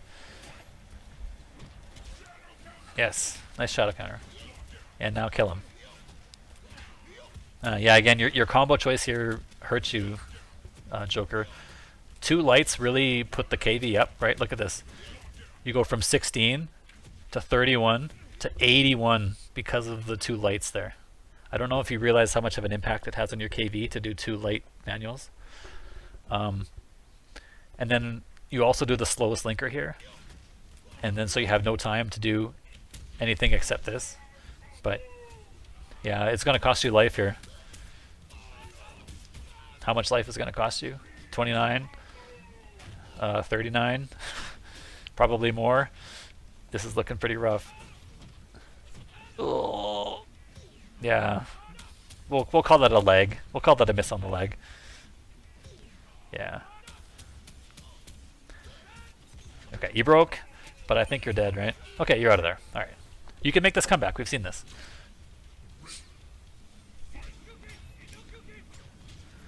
Yeah, he can't do that to you. You're the zoner, not him. Arrows. There you go. More. Yes. Jump and do it again. Ugh, sat on it. Wow. What was he doing? How did he get hit? Oh, he was... Oh, he... Wow, the whiff on the Fierce? That was crazy. Okay, I like that combo a lot more, but I still think you're giving up a lot of time by doing the wingspan linkers. Do the slide linkers. They're like twice as fast and the same damage. There's like no reason to you do the wingspan linkers at all. Throw? I would throw him. Alright. Punish, yes. Get him. Fierce, fierce. Oh, why you're not doing fierces? Get him. Though there would have been a great chance for your 1 chance into wall spot, right? You hit him, you just immediately do this into wall spot ender. You're way under the 50 kV we were talking about. And then you do 1 chance in ultra, and he's dead. But your choice instead was to put yourself in the corner using wingspan linker. He guess broke correctly, but if you did the other linker, you would at least not be in the corner, right? There's that thing that I've noticed, right? This whiffs. This whiffs on Crouching Eagle from close range. That's a weird thing. I'm not sure if it happens to other characters, although I suspect it might. But I think that's the wrong choice from Tiger here in general. He should be using medium laser sword if he wants a 1-hit move, which is plus on block instead of fireball, which is -6. So you might as well pick your best up close move instead of doing your worst up close move here. He's gonna get DP'd. Punish? Yeah, that would have been a good opportunity for punish. Oh wow, what a scramble. He forgot about the shadow counter again. And gets stuffed, but then manually or randomly guess broke lights and goes right. But I think he's in big trouble here. You have all the arrows. That was a really good block. Oh, you were stepping away. Interesting. I was talking sort of. I was mentioning some specific strategies to you. It's okay. We can talk about it a bit more later, or you can maybe check the archive in a bit. It's all good. But either way, I was going to say here, your strategy of that jump forward is really something I would advise against. This is perfect spot. This is a great space for you, right? You have 8 arrows and Shadow to get arrows back, and you have Bird, which you just sent out. And Jago can't take any. He can't take a single arrow, right? These arrows hurt, so he can't take a single one. So by you jumping forward here, you're surrendering all that space. This jump forward is brutal because now look what happens. You have to block this, and now if Jago jumps, what are you going to do about it? And he does jump, I think, right? Yeah, this is like you had to make a super clutch block here, and you had to make sure, and Tiger had to make a big mistake with Shadow to give you this round. I like the block a lot, but you could have avoided putting yourself in this situation entirely by not closing the gap when you had good screen space.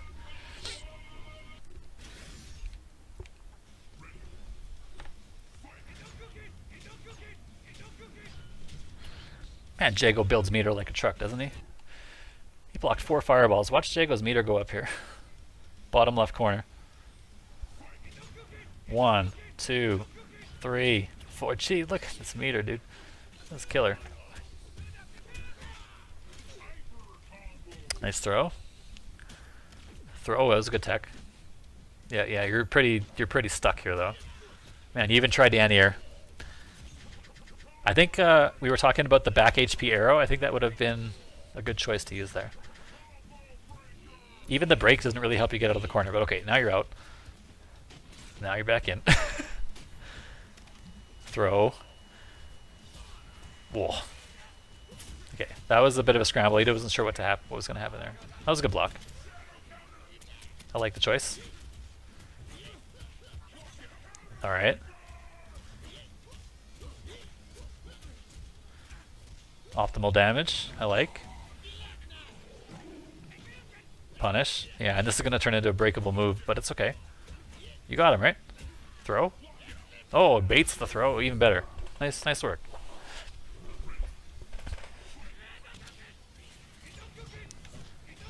You can back up here. Okay, that works too.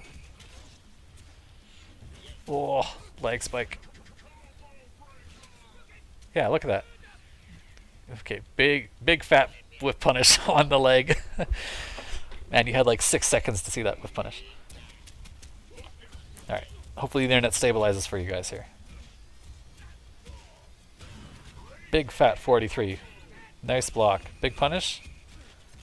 Okay, he's seen that setup before, so he broke it this time. I also think you should have just punished with something into opener, because you can get him down to danger, right? You can, if he locks out, you kill him. So, I'm not sure you needed the setup here, but it's okay. You're in a good spot here. One chance, ultra. Oh, I don't know why you. Okay, it's not going to hurt you here, but you cornered yourself. I was a little worried there. All right, skipping ahead. I suspect that Tiger will also watch this later, so I should probably talk a bit from his perspective too.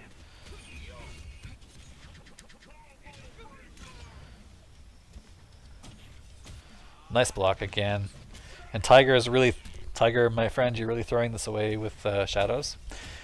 For sure, laser sword or light wind kick is the choice here. Especially since he's now blocking these a bit more. It's a totally the only thing that can happen is bad stuff to you here if you do it without a confirm.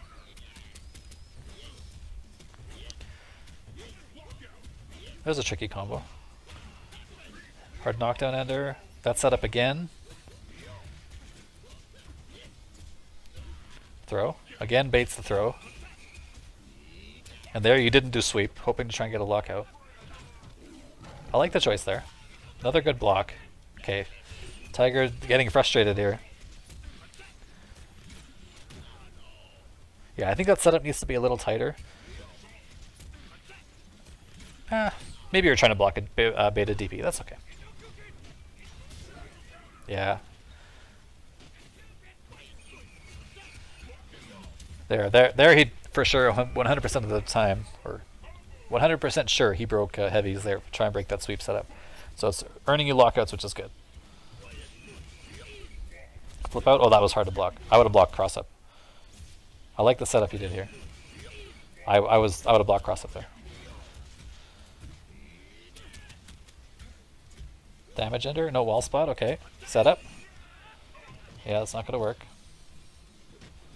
But he had no meter shadow counter, so it's not a bad choice on his part actually.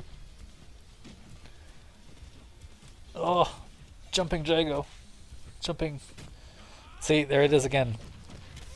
That's another bunch of lost life. All right, he teched the throw is what happened there.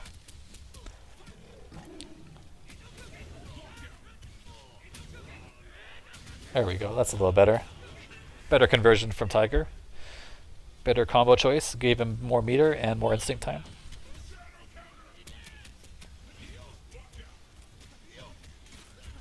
I feel like he's committing to the move without actually confirming, talking about Tiger with the overheads. Yeah, for sure. He's also doing it off of low forward, which he doesn't need to. Oh, just eat a heavy wind kick right to the face. This is a tough spot though. See there, he does it that time. It was because he didn't have shadow meter. Maybe he used this because he didn't have shadow meter, but it's so much the better choice that he should be just doing it all the time, even if he does have shadow meter. Look at this, he's plus. and like at max range where Eagle can't hit him. It's like super good. Oh, don't do it, dude. Oh no. Missed shadow counter. Big time panic, yeah. When you're in these situations and you know your opponent's panicking, I would just do some really silly jumping. No, not that though. Well, that's a bummer. I'm not going to harp on it anymore, but that's something I would recommend Tiger practice for sure. Oh, man, that stuff crouch strong. You pressed it just a little early, because it's really hard to anti-air with that button.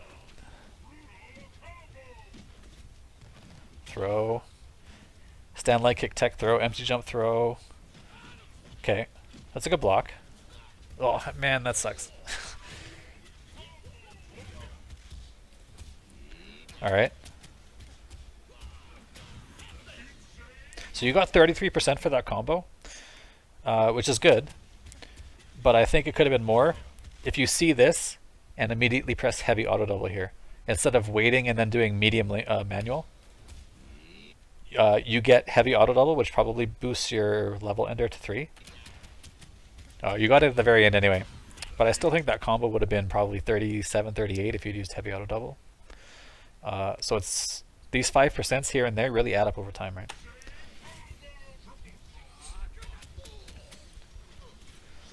Punish. Oh, I think you could have got him. Oh, that was a good attempt at block. Not a second time though. But see, he didn't do shadow, and it was great for him. He just did light laser sword, and it would have worked. It works great. He kills you with no risk, yeah. And I like that you saved your instinct. Now you can use it. Oh. Heavy auto double, yes. And see the optimization from Tiger is 52 for him instead of something in the mid 30s. That's a good punish. Get him. There's a fierce and a shadow. I like it. You're back in there. Oh, that was. I like that. I like the variation there. That was good. Oh no. I think this game's over. Hey, that happened again, huh? So Jago just has to be not point blank when he's firing fireballs on Eagle, right? And one of them went over the head. So he just has to press a button with pushback or walk backwards a little bit.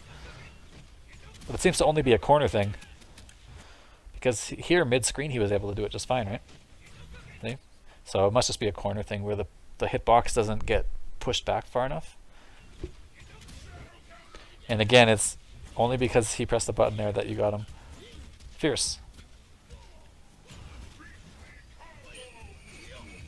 Oh, that's tricky. That's super hard to block, dude. It only hurt 4%, and this is the other important thing. If you got hit by a really gross setup, and you're like, man, that sucks.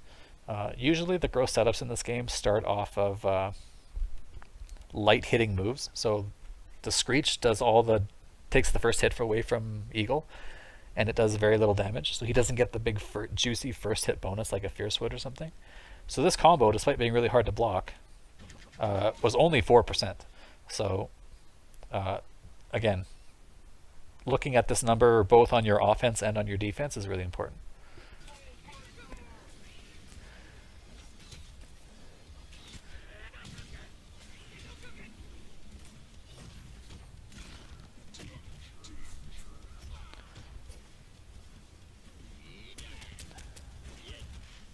What can you do with this opening here? Okay, broken on the heavy wingspan.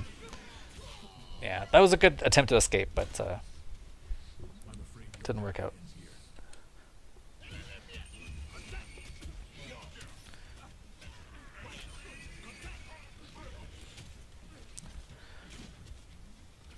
Oh, he tried to do empty jump overhead.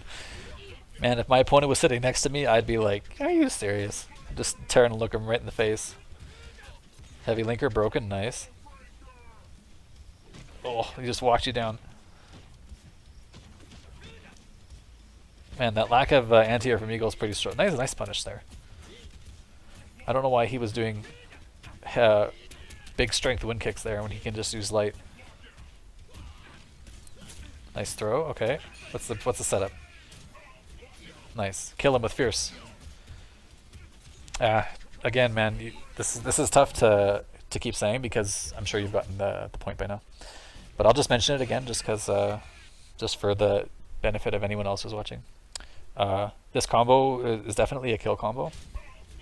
As soon as he immediately locks out here, even if you picked Wingspan in this spot, I would still recommend you use Ankle Slicer here, or Ankle Breaker, as the linker.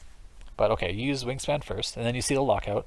This is a chance for you to do Fierce, Light Slide, Damage Under, and it kills.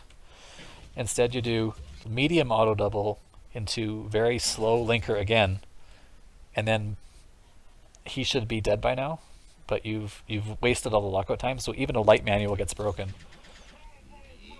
And now you have to, yeah, he tried to DP again. But yeah, you didn't have to take that risk, and you could have saved the meter for this round. Oh. Overhead, yeah. I thought so. Oh man, that happens a lot against Eagle in the corner, doesn't it? But again, I think that's not a big deal for Jago because you just shouldn't be using that in any close range fighting anyway.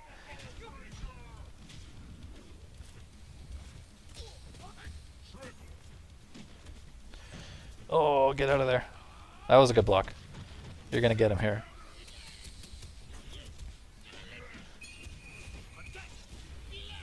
Dash under? Oh, I would have dashed under. When you see this type of thing, if you don't have a good anti-air and you know he's jumping forward like this, you just dash under him and trip guard him, or punish landing frames on the other side.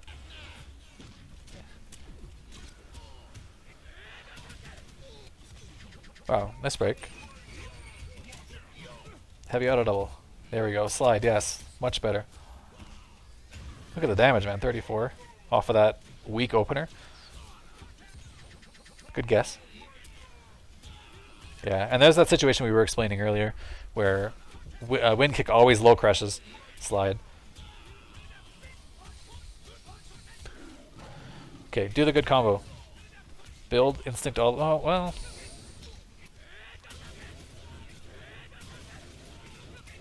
That's alright. He could have done Around the World to build his instinct back so that it wouldn't have cost him. He would still have instinct right now instead of running out, but he did the max damage health regain, so that's pretty good.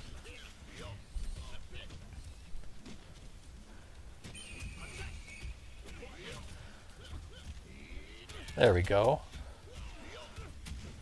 Do you have a good setup here? No. You haven't really found a way to make that work on any of the times you've done that ground bounce under. It hasn't really worked out for you. So even if you know you have those setups in training mode, you're like, man, I know I can do that setup. I know it works. I know it beats whatever. If you find that it's not really working in the match, like every time you've used it, he's been able to get out, I would just default to damage or the other hard knockdown under and just sort of give up the setup.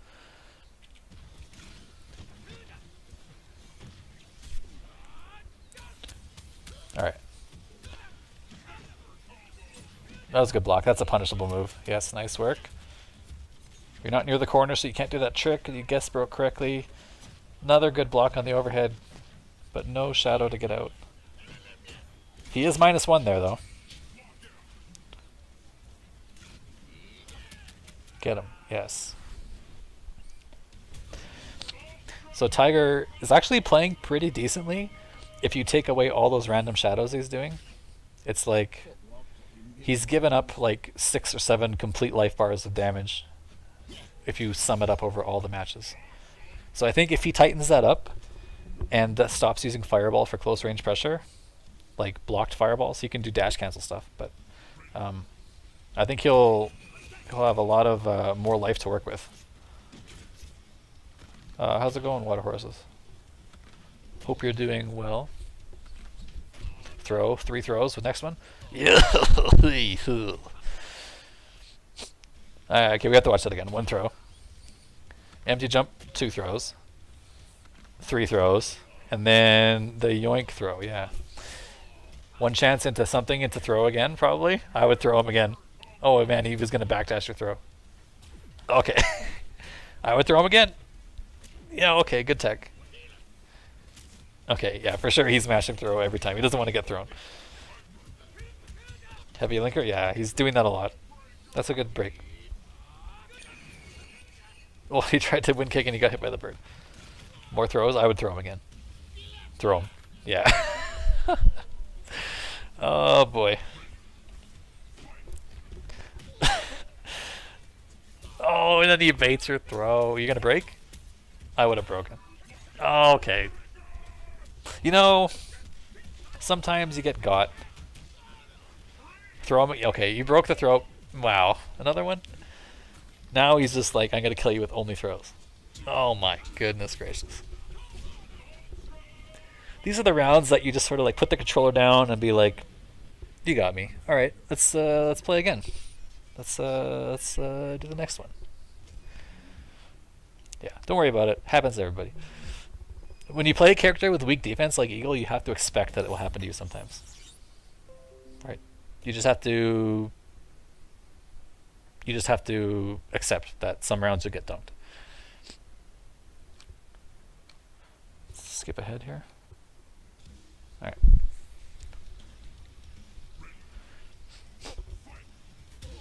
Oh. I just realized what happened to my music.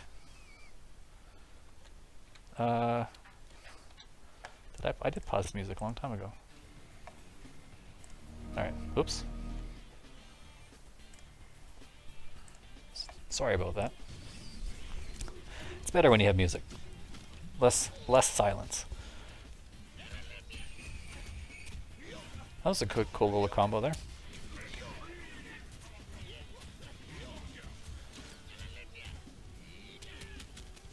Alright. Again, I still think you can, you have a lot of time because you're doing these wingspan linkers.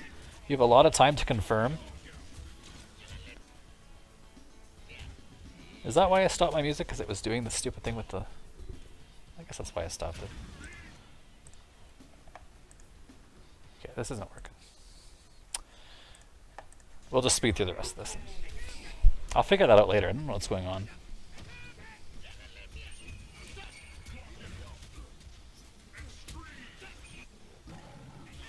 Wow, really got, he still DP'd there, huh? Even though you were blocking. He just assumed that you were going to press a button. So remember, Jago, like I was saying, Jago is -2 here. So you can press jab and get away from the situation.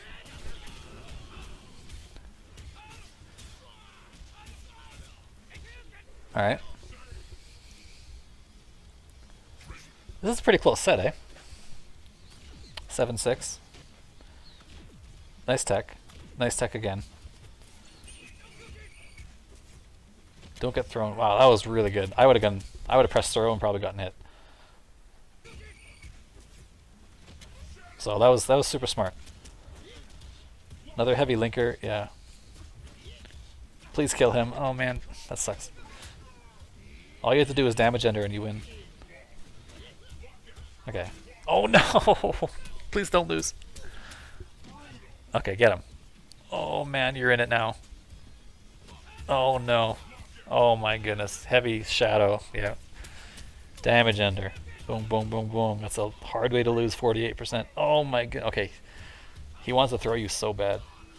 Okay. That was super unnecessary on his part. And you can still win this, dude. You've got shadow, and this is the zoning situation we're talking about. Yeah, keep firing those things. What's he going to do about it? Fire more arrows. Don't just block these things. Every time he fires a thing, you can kill him. There you go. Yeah, you can't do anything. Again. Too far. And that's a punish because he didn't have bird. He's going to kill you. No! I like the idea. You're going to win here. Oh wow, he got out. What happened here? He shadow countered first hit of slide, and then I guess he low crushes slide immediately? That's interesting. I wonder if other characters can do that.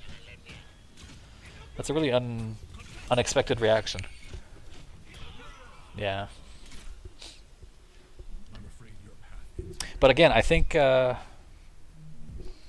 you've played this Jago before. Tiger Spirit is a regular on the Ultra Combo forums, so I've definitely talked to him in the past about strategy and stuff.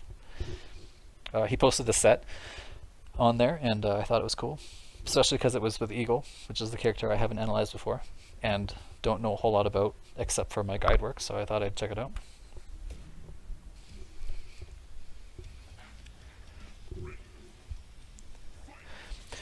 Yeah, I hope that if you take a couple things away from this video, Joker, is to see how much life you gave away by going in when you didn't have to, right?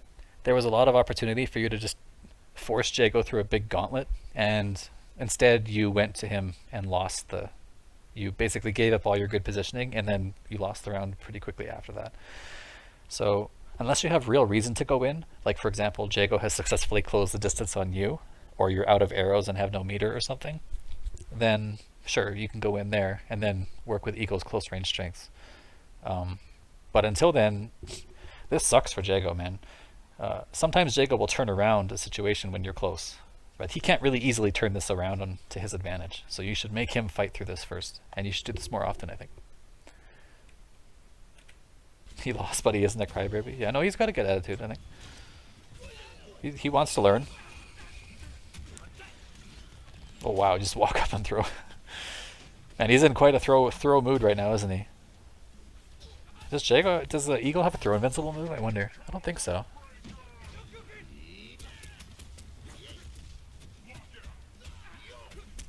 Again, does this setup get you anything? Okay, you got a setup there because you stuffed his attempt to escape with bird.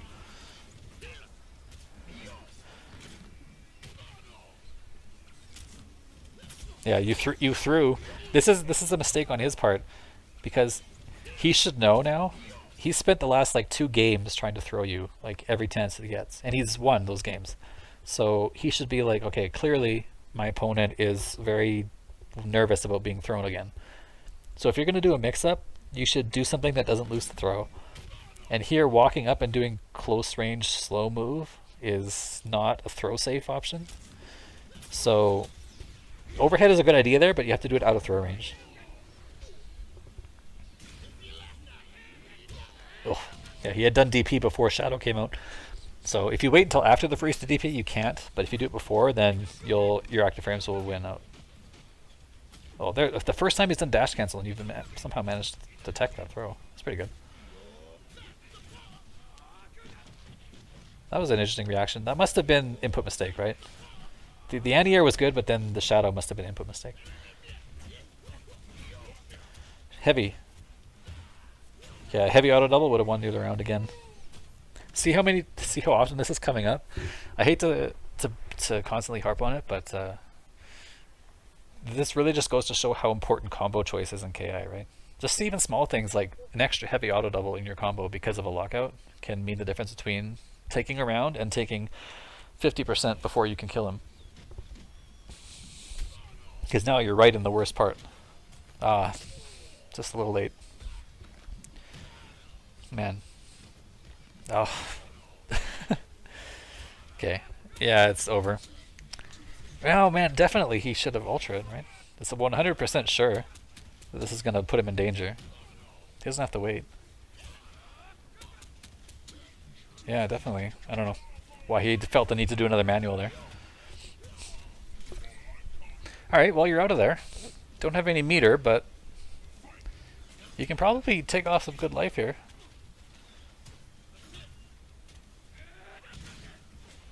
Yeah, you just made him bird a bar. Now he's like super stuck.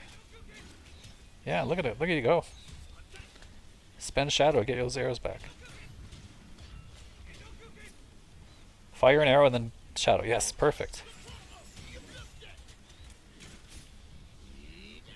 Alright, you turned the situation into something offensive. You can still win.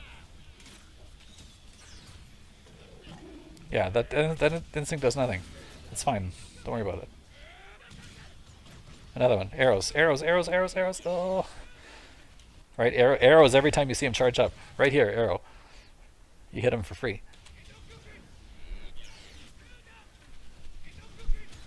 Yeah. But you still did pretty decent. You got over half of his life off with a little sliver at the end there. By the way, I should be like, I wasn't clear on this probably at the start of this stream, and I usually try to be clear.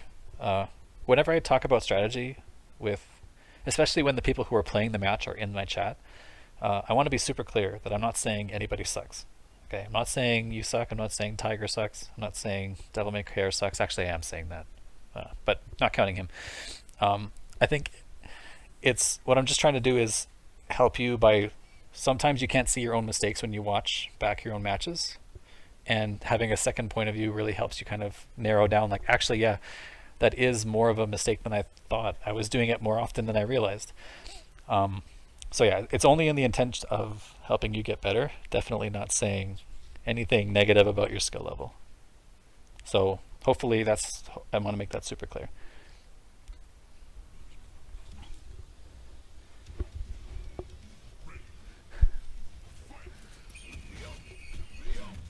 That was a tricky setup. Oh man, you tried to shimmy. This isn't Street Fighter 5. But I do like the idea because that shimmy does work. Okay, I like the jump there. That's the same setup he's been using the whole time. This jump, tick, throw. Oh, okay. Sweep. No, he decided not to break there. Although you only got 10% for the lockout.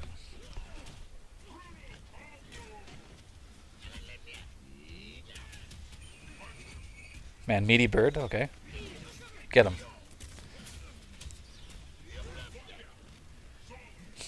Billow, Amenti, how's it going? Get him. Fierce auto double. Fierce, please. Okay. Shadow's good.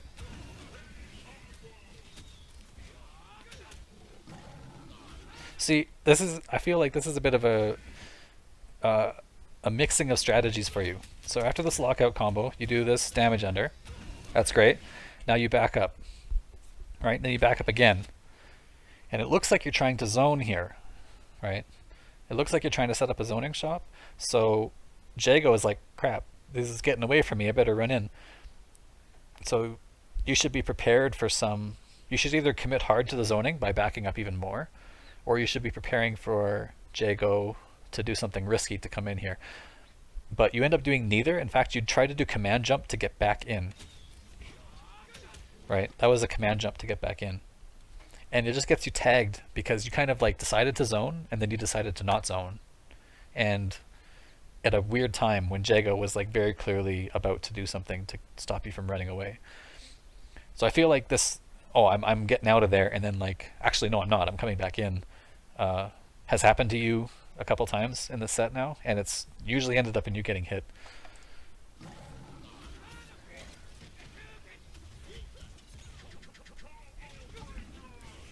Oh, that was good.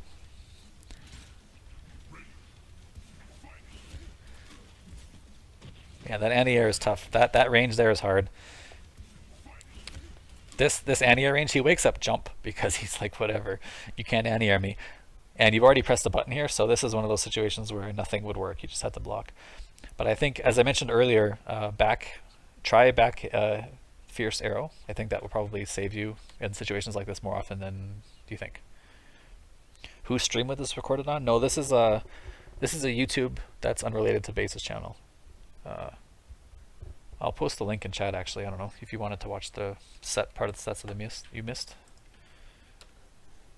But I'll be linking this when I post this on YouTube. This analysis, I will link the video in the description too.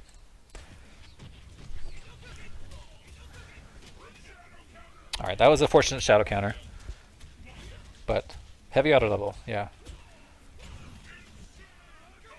Whiff punish, okay. It was not quite the right whiff punish, but it worked out in your favor. Okay, you're back in there.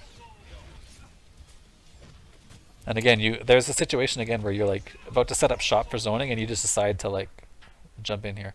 You managed to get the hit here, but I think Tiger has had a lot more success turning this around in his favor when you've done this. See, look, yeah, you got a light kick, but it ends up you losing health because now he's on your head. Okay, you get out with a good read, which is good. Wall splat. Oh, actually that's just as good, because you didn't have the right KB. And you have enough of a life lead here that this doesn't really matter. especially considering arrows. And okay, he just killed himself. Yeah, I think yeah, it's hard to advise what to do in situations where you have no life, but I'm not sure meaty normal into DP was what Tiger was really looking for there. Maybe he meant to do Fireball. Yeah, I'll give him credit for an input mistake there, because I think trying to do walk forward normal into Fireball often triggers DP. So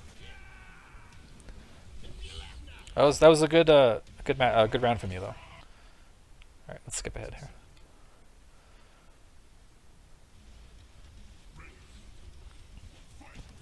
Nine 7. You got 3 games in a row is pretty doable. Good punish. So again, you took 15%, and remember that we showed in training mode, if you did Fierce into Shadow Slide or Fierce into Slide Opener, you're already at 15% there. So you didn't have Shadow Meter here, so even just stand round, sorry, not Fierce, Roundhouse. Stand Roundhouse into Slide as a punish to DP. Or if you're not sure you're close enough, just do forward medium punch. It's a better punish than trying to do setup here with a weaker opener, I think. Because in the end, you can still get the setup if you choose to, but you start off with all the damage up front too.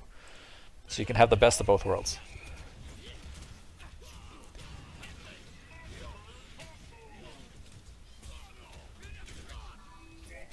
Oh, that was definitely a break attempt, right? You got away with it. I like the revenge breaker though.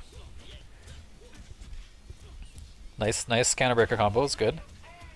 You notice that this says 35 here, right? Even though this is level 4, this says 35. Eagle's linkers do a lot of scaling. Like, especially, it's a really bizarre, like there are some other characters like Conra who have really high hits on there, and Riptor. They both scale their linkers scale the combos pretty heavily. But I think Eagle is like a class unto his own, because he can get level 4 Ender and still not break 40. And no other character, I've done all the work on my guide, right, for the counterbreaker combos. No other character has that problem. So, but it's okay. It's the best you can do in this situation. So you just take what you can get and move on. But it's an interesting part of Eagle's design is that unless he uses Shadow, he can't get a lot of damage in his combos. Bird. Okay, this is where you see he activated Instinct in between the gaps, right? 1, 2, Instinct. There's supposed to be a third one there.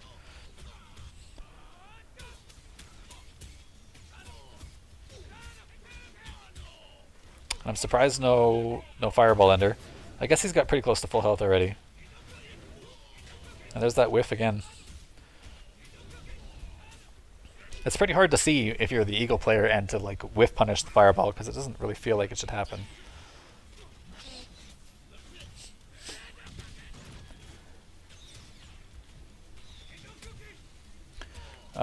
Devil says TJ's backhand linker builds like 15 to 20 each hit. I'm not talking about the KV. I'm talking about damage scaling. So like the way it affects the damage of the hits that come after it. For some reason, Eagle's linkers really kick up the damage scaling, which means that you don't get a lot of damage on your auto doubles and stuff after the linkers come out. I don't think TJ is especially different from average in that respect.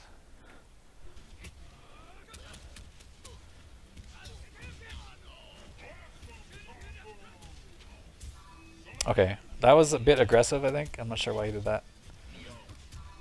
Okay, that was a really good punish. He also used Crouch Fierce, which we were talking about earlier, being the best damaging Fierce for Jago.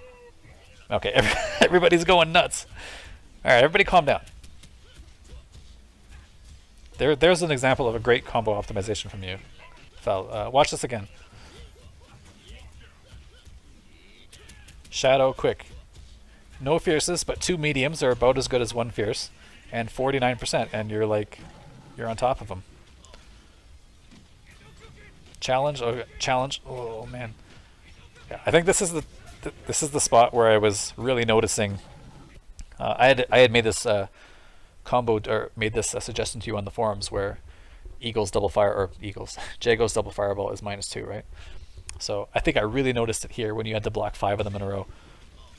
Each of these situations is when you can take your turn back. He's -2, so you can press jab, and your jab will beat his jab. And he's pressing medium, so he's even better.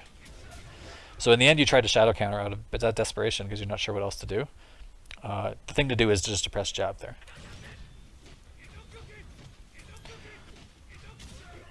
Okay, you're going to get him this time because he kept pressing buttons. But yeah, in general, you might want to take it into training so you can tell when the block stun ends. Like, just practice, get a feel for when you can do it. But definitely it's your turn there.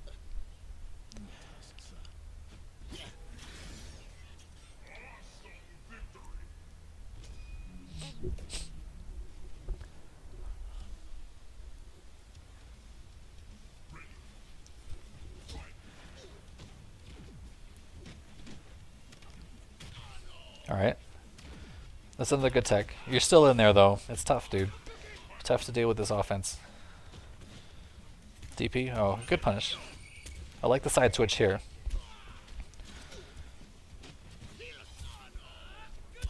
Break it? Yeah, I would break it.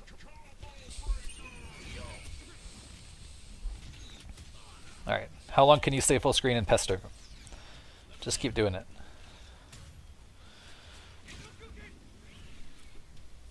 I like this a lot. In the end, he panics and does something risky.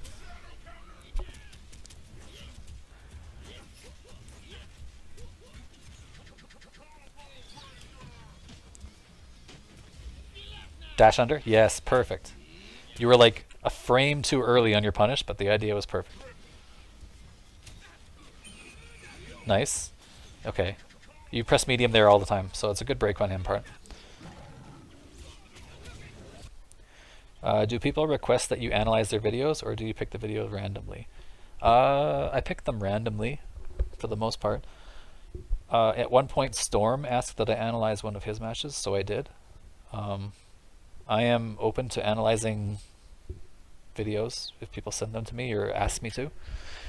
I'm not going to tell people that I won't analyze their videos, probably, unless it's like a really, if the video isn't that interesting.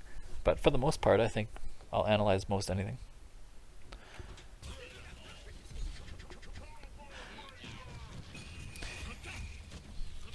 The reason I picked this video is because it has Eagle in it, and I haven't talked about Eagle much. I saw this on the forums, the KI forums, and I watched the set and I thought it was pretty cool. And there was a lot of interesting things to talk about, so that's why I'm analyzing it. But yeah, if your video has some cool stuff in it, and is a long set, I don't like to analyze like just 1 or 2 matches because that doesn't really, I can't really talk about long-term trends or anything like that. And that's sort of what I like to discuss. How do you get better as a player over the long term, as opposed to just like a gimmick on somebody, you know? Yeah, I've done quite a few of Devil's as well, because he played a lot on Base's channel, so there was often just good footage of him playing, and usually his matches were exciting, so yeah, I watched. Yeah, you're trash, but your videos were exciting, so, you know, you win some, you lose some.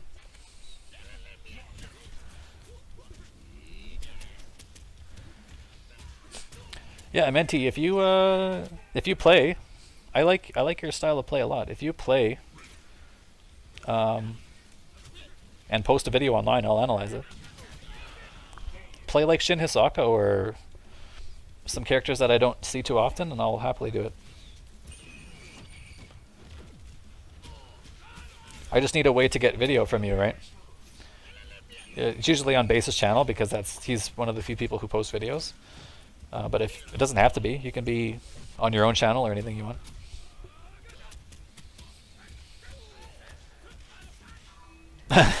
All right. I like this. So one thing I haven't been talking about a whole lot is the fact that Tiger has been noticing that Joker has been kind of reluctant to break. And especially earlier, he had done some nice counterbreaker baits with Fierce Levels and stuff. And he'd either been right or just slightly wrong, like he had just missed the breaker by a couple frames. So he's finally capitalizing on all that reads for over the last 17 games, right? And he's putting it to work in this giant combo where he does only Fierce auto doubles and dares you to break it. 1, 2, 3, and then he's like, all right. And you still didn't bite, so that was really good patience. Yes. landing frames punish. And I've noticed that you've done this medium manual after, I'd say, 80% of your wingspan linkers. It's another thing I haven't really mentioned until now. But definitely, I've talked about it in terms of lockouts, where you don't want to be using this manual here. You want to use Fierce Auto Double instead. But this comes out pretty often in all your combos. So if I was Tiger, or if I was playing you in a set, I would notice this and I would break medium here a lot. So it might be something to take a look at in your muscle memory.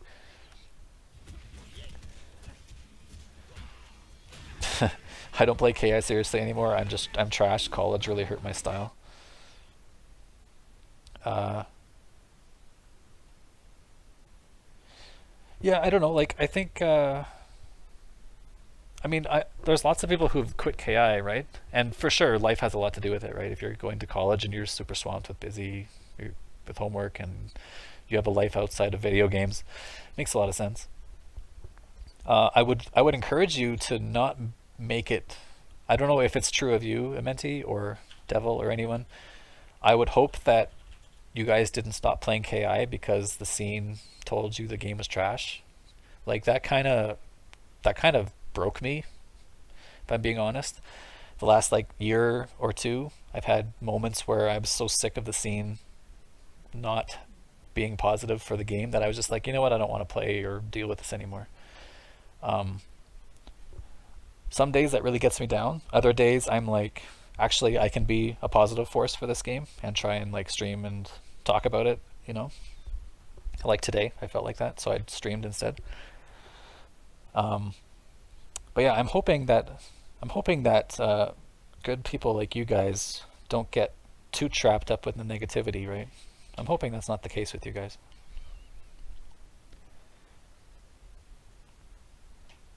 But I mean, definitely, it's not all video games, right? Life isn't all video games, so if you're busy with school or you're busy with social life and stuff, that's all good. I hope college is going well for you, actually. You say you're contemplating whether college is worth it. I've been in school a long time. I don't know if you know my history, but yeah, I have a lot of school. I've been in school. Wait, let's see. I've been in a university setting, doing either undergrad, grad work, or research for 12 years now. That's just university. That's not counting anything else. I think it's about 12 years. Man, that's a big number, isn't it? Let's not talk about it. Let's move on to this match. Definitely, college is not for everyone. School is a difficult thing.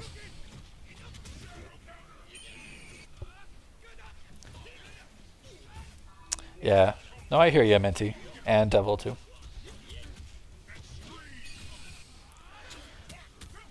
Yeah, I'm breaking 100% of the time there. And that was a really good slide. What? No Ultra. That must have been input mistake, right? Had to have been. Because he did damage ender, which is the same input. Yeah, we'll give him credit for input mistake there. Oh, man, he panics. Yeah, Tiger knew that he had an extra life here because of the missed Ultra. And didn't know what to do with it because he kind of just like, yeah. But I mean, I don't know. I don't blame him for doing that DP there. Lots of people would do similar things. When you get extra lives like that in fighting games, you're kind of not ready for it. You're not really prepared because you had already mentally moved on to the next match. So you're just like, I don't know what to do. I'll just DP.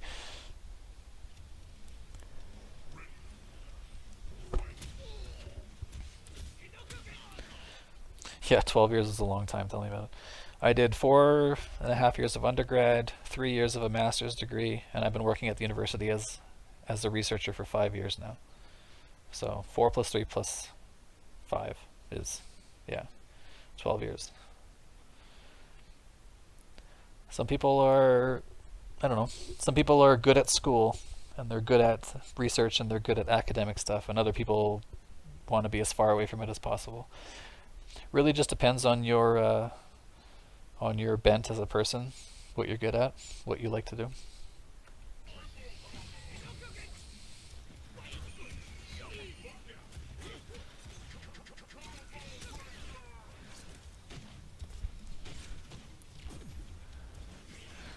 So I'll talk about one situation right here, Joker. This tech, wow, you got slid really far away. That's kind of bizarre. I wonder what that's about. But anyway, this is a perfect situation, I think, to fire a preemptive up arrow. The back fierce. This is a great spot for it because I think he jumps here a lot. And even if he doesn't jump, if he stands grounded, you will be okay. The only thing that hits is if he does like wind kick, like heavy wind kick for no reason, which is a bad idea and will get him killed, I think, more often than not, so he probably won't do that. But I think back HP is a really good preemptive move to use here if you're unsure of a way to keep this space, claim the space for yourself. Because look what happens, right? He immediately jumps, and you jump too because you're like, I gotta get out of here. And you kind of lose the little scramble there. So I think if you wanted to claim that space, if you're thinking about ways to use back HP, I think that's a really good spot to use it there after throw techs.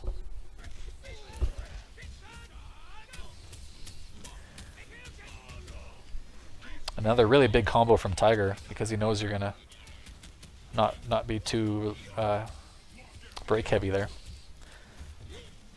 Yeah, and again, medium manual again after wingspan linker. That must be pretty much every time for you. Overhead, yeah. All right, it's 9-9 though. This is the final game.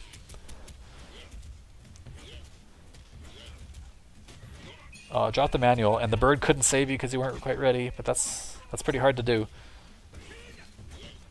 Yeah, it's a punish. Yeah.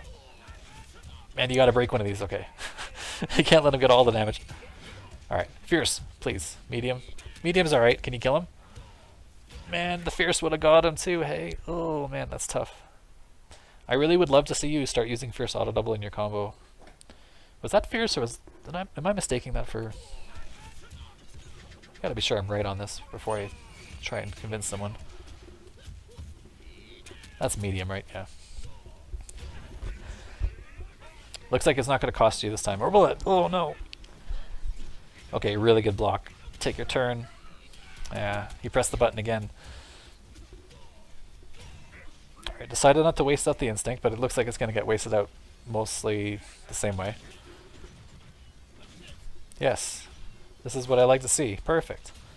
More of this. Whiff punish, for sure. 100%. Okay.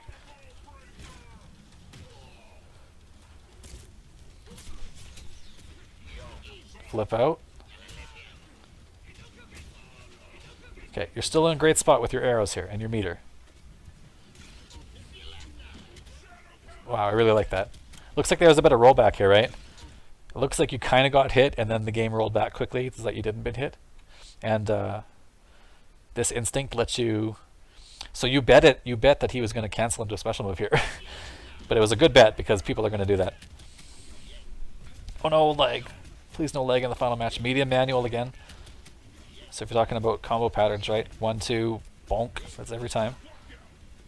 Okay. Let's calm down with this leg. That's a good reaction. One chance into... Oh, you could have killed him with the tech. One chance into wall splat. 100% here. Kills him, right? Oh, man. Oh, man, again. But you're still in a great spot. You have one arrow. Actually, you have a couple arrows. 2 arrows.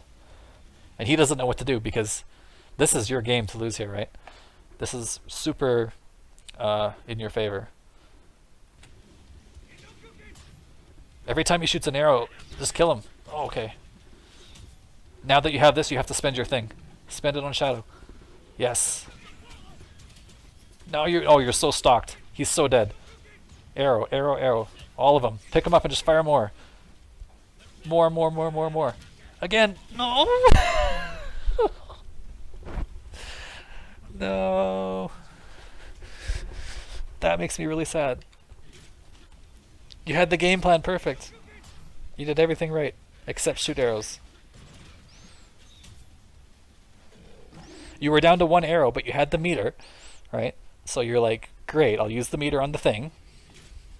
Perfect. You can still block. And now you have 12 arrows, and he has this much health, and he can't survive. Every time he shoots a fireball, he dies. 1. Again, but no arrow. Yeah, again. You should be unloading all your arrows here, just all of them. Just keep doing it over and over again. He's trying to fight back because he doesn't want to get chipped. He doesn't want to die. But he doesn't know how to fight back, so he picks moves that lose to arrow, right? So it's a bummer that you didn't just keep firing them. Yeah. Oh man, that's tough. Nah, don't be ashamed. It's tough. It's a learning experience, right? The matches were really good. It's a bummer you had to lose that way, but I think you'll have learned the lesson better because of that than you would have if I had just told you. You know what I mean?